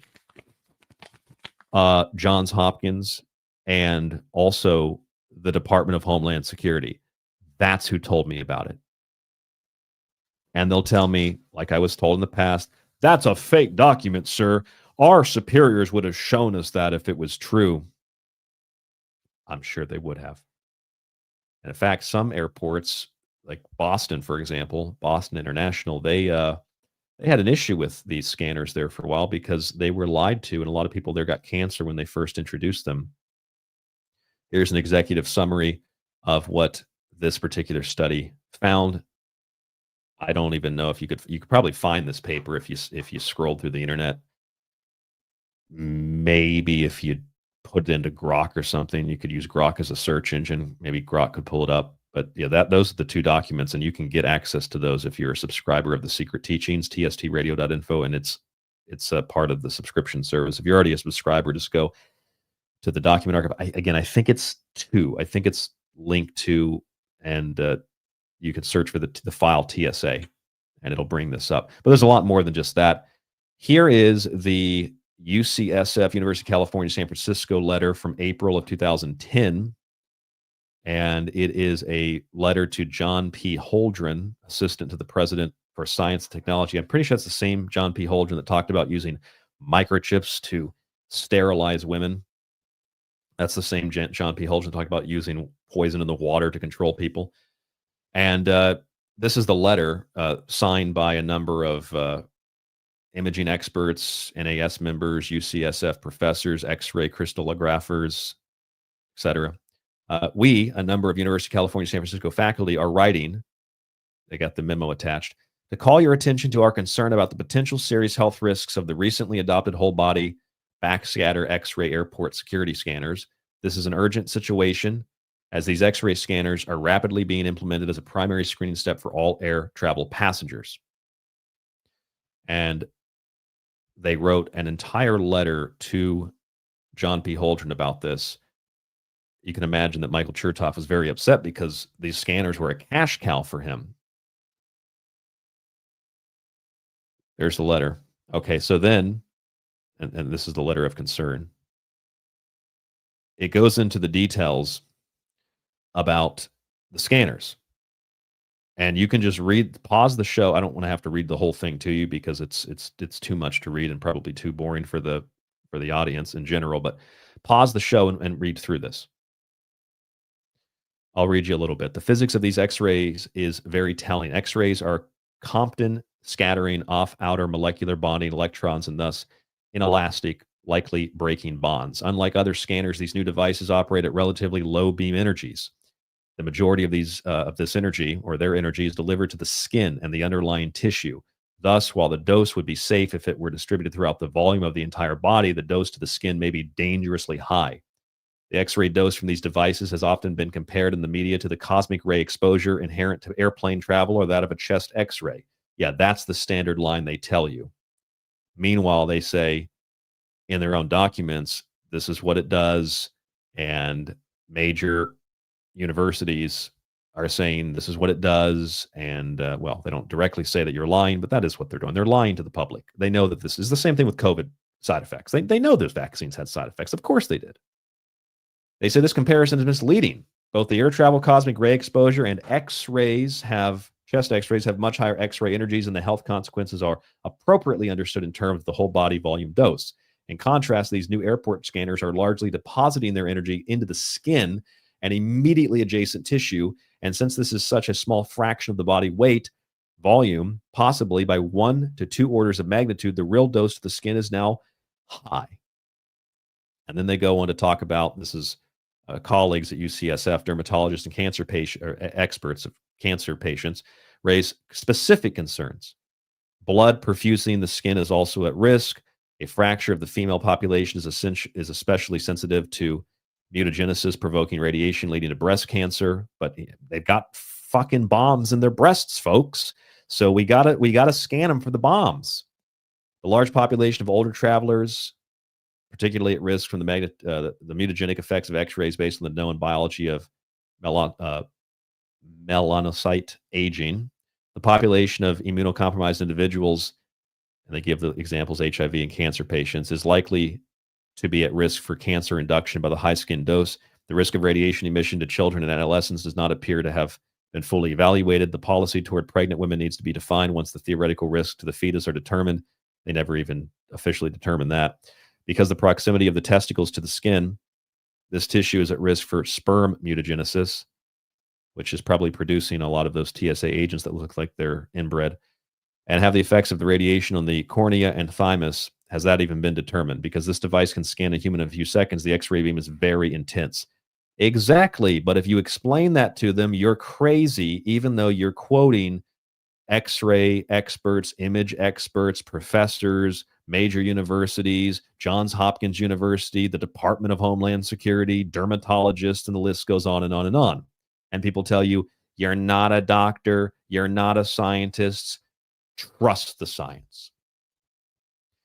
I mean, this thing was written in 2011. Or 2010, excuse me, 2010. I had literally just started radio in, I think it was like October of the year before. And I remember talking about this and talking about it on the show, not showing it to people because it wasn't a video show, but I showed this to people. I read this to people, and I had people at the studio. They knew who I was. This was WPRK 91.5 FM, the best in basement radio. And they'd call me all kinds of names. He's a conspiracy theorist. I'd be like, hey, asshole, I'm reading the document from the Department of Homeland Security. You're not a doctor. You can't read that. Well, they're doctors from the university. They're saying this. Well, you can't trust those doctors. You can only trust the doctors that said it was good. It's like, I was arguing with these freaking morons at this college back in 2010. And it's still relevant today. They still use this line about how it's not much different than cosmic ray exposure. They still, that someone told me that one of the last times I flew, rather. One of the last times I flew, they said that. Matt in the chat says, glad I'm not a frequent flyer. Yeah, me too. I'm glad I'm not a frequent flyer. I did just actually take a flight down to Osaka a couple of weeks ago, and there was like virtually no security because like things like nothing really happens here. I don't think that the Japanese Bureau of Investigation sets up terrorists like the U.S. government does. So that's probably why stuff doesn't happen here like it does. I mean, stuff does happen, but it's super rare here compared to the U.S. Okay, here's the National Institute of Standards and Technology Assessment of Radiation Safety and Compliance. You can read that document. No data was provided on radiation leakage emissions from the two cabinets. That's the cabinet shielding. That's no data, even though they know. They know, but no data was actually provided. Yes, just like everything else we're told something false about. Each of the two units, this is the primary beam. Beam me up. This is the primary beam. Let's read this part. Primary beam. Each of the two units acts as a beam stop for the other unit. However, the geometry is such that the scanning beam emanating from one unit overshoots the cabinet of the other unit by a few inches on each side. This is blacked out because Michael Chertoff doesn't want you to know what that is. Measurements just outside the corner of one cabinet in the area of the overshoot are consistent with the primary beam intensity at the distance and angle. The overshoot results in 4 radiation beams, each along a line intersecting the focal spot of one X-ray tube and an edge of the opposing cabinet face. I realized I did not have this on the screen a moment ago. I just pulled it up. So there's the no data was provided on radiation leakage emissions, even though there's Johns Hopkins and the Department of Homeland Security knowing that it leaks. And then here's NIST saying we didn't get any information on that, which I'm sure they didn't because they didn't get any information on Building 7 either. The width of the overshoot beam is expected to increase linearly and distance from the focal spot of the X-ray tube. No data was provided on radiation leakage emissions from the two cabinets. It says that there's that same line again. Okay. And then here's the Electronic Privacy Information Center, 2011. This was an investigation of the TSA's procedure and the procurements and procedures for the body scanners. And it goes, I mean, you can read this whole thing, what they're looking for. Oh, actually, I think, was it Jackie in the chat that mentioned the bomber? Here you go, Jackie. It says this, and this is the document from Congress. Well, it's the Electronic Privacy Information Center, but I think Congress, this was for Congress, Subcommittee on National Security. It says here that this is significant, what they were referencing as per the design specifications refer to the detection of weapons, explosive liquids, and anomalies. They aim to locate dense, non-metallic materials that metal detectors might not otherwise detect. This is significant because the last two attacks on commercial aircraft, the shoe bomber and the trouser bomber, have involved the use of PETN, a powdered explosive. In other words, the only actual instances of someone trying to blow up a plane, even if the FBI was involved, did not include things like liquids, traditional explosives, weapons, or anomalies. They included powdered explosive. So in the instances where there actually was someone that might blow up the plane, they weren't even using the things that the scanners were scanning for, which means that you can easily get around them. Plus, again, they're not looking for certain kinds of materials, so you could easily walk through the airport with them. Not only a powder, but non-metallic material. So you could technically walk through a device, have a knife on you, and it not see the knife. But they damn sure made it very clear that you cannot bring a bottle of water, because the water companies, the Coke companies, they have a contract with the airport to sell you a bottle of water for $17. And the TSA is the gatekeeper to make sure you don't bring water from home, because that could explode. But you can bring a knife or a box. I accidentally brought a box cutter. You can bring that through because they're too busy grabbing your genitals. That's how it works. It's all about making you the about making themselves the victim. It's about making you the perpetrator. It's about making you responsible for what, well, in a lot of cases, the federal government themselves have done. Okay, so there's a lot more in this document, not to mention the fact that they were actually taking these images, and in some cases, agents from the TSA got suspended because they were doing bad things like taking the images from celebrities like women, and they were having them to autograph them. Hey, can you autograph this naked picture we took of you? Like literally, that was the story. There was also the TSA was people working there were taking the images because they got a woman they thought was hot. They scanned it. Oh, there's your tits. So then they take the picture home. I don't know if they can still do that kind of a thing, if they can print them out or not. But like all that's in the record, it's all there, but nobody wants to talk about it. Nobody wants to mention it because most people don't have any clue. In the same way that back in 2011, this is Scientific America or American, Europe bans X-ray body scanners used at U.S. airports. So once again, just like the food dyes and all the chemicals and the preservatives and the propaganda, it's like banned everywhere else except the U.S. Because in the U.S., we trust the science. And Europe doesn't know what they're doing. Come on, those Europeans, they're dumb. They don't have the quality scientists like Michael Chertoff. They don't have the Israeli technicians to tell them what to do. So the Europeans are dumb. The Japanese are dumb. Everybody's dumb except America, where we have all the money in the world. We have all the wealth in the world. We have more money probably than any other country, and we spend more of that money than any other country on health and terrorism, but we're the sickest and we're always the victim of terrorism. How does that work out? We spend the most money on healthcare, but we're the sickest on average. How does that work? We spend a lot of money on terrorism, and yet we're always victims to terrorism or potential terrorism. How does that work? How does that work? I see Joe in the chat room there. Shout out to DJ Wired. Yeah, DJ Wired was he was on before me in the morning. Aaron, hey, what a beautiful day. 91 point, not 97.5, Joe. 91.5.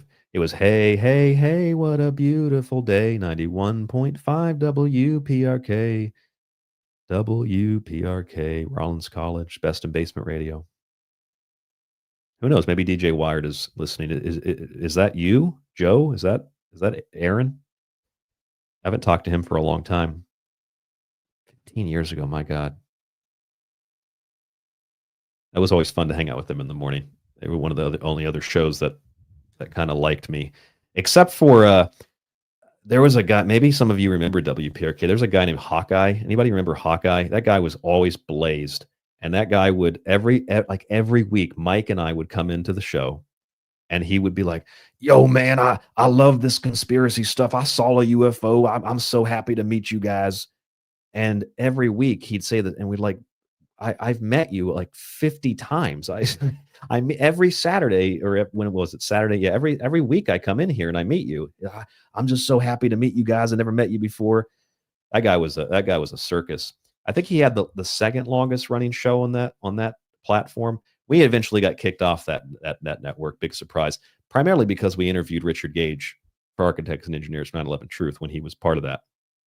And yeah, the school didn't like that. They were really good friends with the people that ran the school. Were reportedly good friends with Obama, who actually came to the school. Michelle or Michael came to the school too on occasion. It was a super liberal school.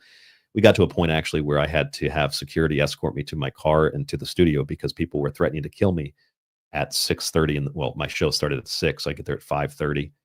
People were threatening to kill me at 5:30 and then at 8 o'clock when the show was over, because I would show documents like I'm showing you now. Well, I would tell people about them. But yeah, Europe has banned this. They banned those a long time ago. And the US is still going along with the charade. Here's CNN reporting back in 2010. Pilots urged to avoid body scanning.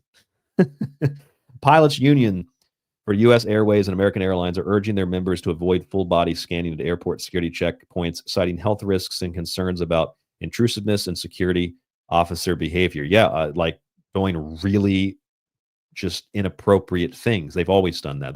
This was 15 years ago.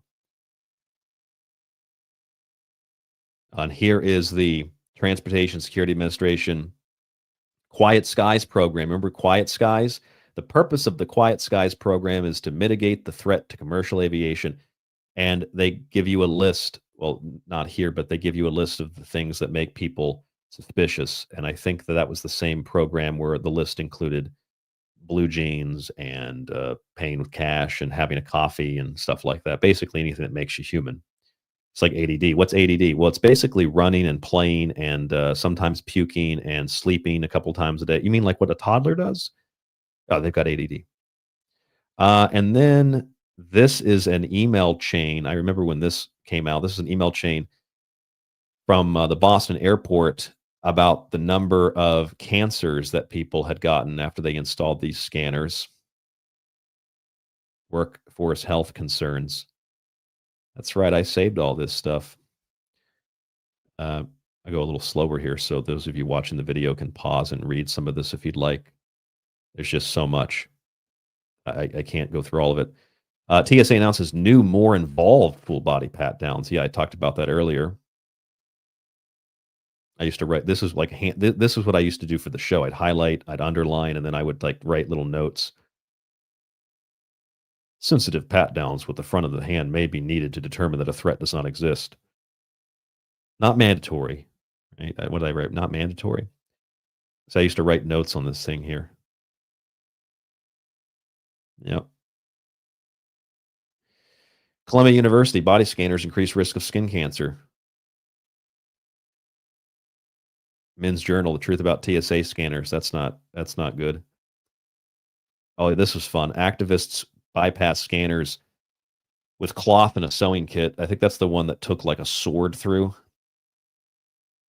TSA to test. This LA Times tests its airport scanner operators for radiation exposure. Yeah, they should have done that before they unveiled them, but they knew that they were doing that. So cancer concerns mount over TSA body scanners, and it just goes on and on and on and on. And this is part of the Quiet Skies program here. And on and on. Subject was abnormally aware of surroundings. Maybe they were nervous to fly. Subject exhibited behavioral indicators. What does that mean? What things like having pants on that are blue jeans. Subject slept during flight. Oh my God, they fell asleep during the flight. That means they're definitely planning to press their nipple and blow the plane up. Just anything basically is part of the Quiet Skies program. And that is the document. And in essence, that is the show. So I will bring back up on the screen the show image, and I will very quickly here recap for you. The Real ID is a new form of identification, but you can still fly without it. You'll just have to go through additional procedures. That's according to the TSA and according to the Department of Homeland Security. Not to mention that a April 2025 rollout in Pennsylvania at an airport at Lehigh Valley introduced a new credential authentication technology to improve checkpoint screening procedures, which would essentially just reinforce the procedures they already have. And those devices are very expensive, so someone's profiting off of that. We went through all of the different reports of this stuff. Without a Real ID, you can still travel. TSA confirms that. The Department of Homeland Security confirms that. Are they actually going to let you? Probably not. I don't know. It's going to be a big fight. It's all run by corporations, essentially, or private groups, or a board of directors like Vault Tech and Fallout. It's a board. It's like a group of business managers. It's manage the end of the world, and they'll also have the TSA might soon be privatized. That's as of May 21st this week. They're going to privatize it. That just comes out right after they make it. They install the Real ID system. It's active, and then suddenly the TSA is going to go private. I wonder why. Probably because this is eventually going to be taken to court. It's all going to be illegal. But if it's a private company, that's okay. It's like Blackwater, but it's private, so it's okay if they kill civilians. And of course, the biggest issues they tell us are immigrants being stranded and stuff like this. So what's the point? Well, it's more extortion for profit, like TSA PreCheck. It's more security theater, like Hygiene Theater in 2020. More coercive tactics to enforce compliance with illegal and unlawful dictates, like masking. and another step in criminalizing law-abiding citizens like the TSA Quiet Sky program.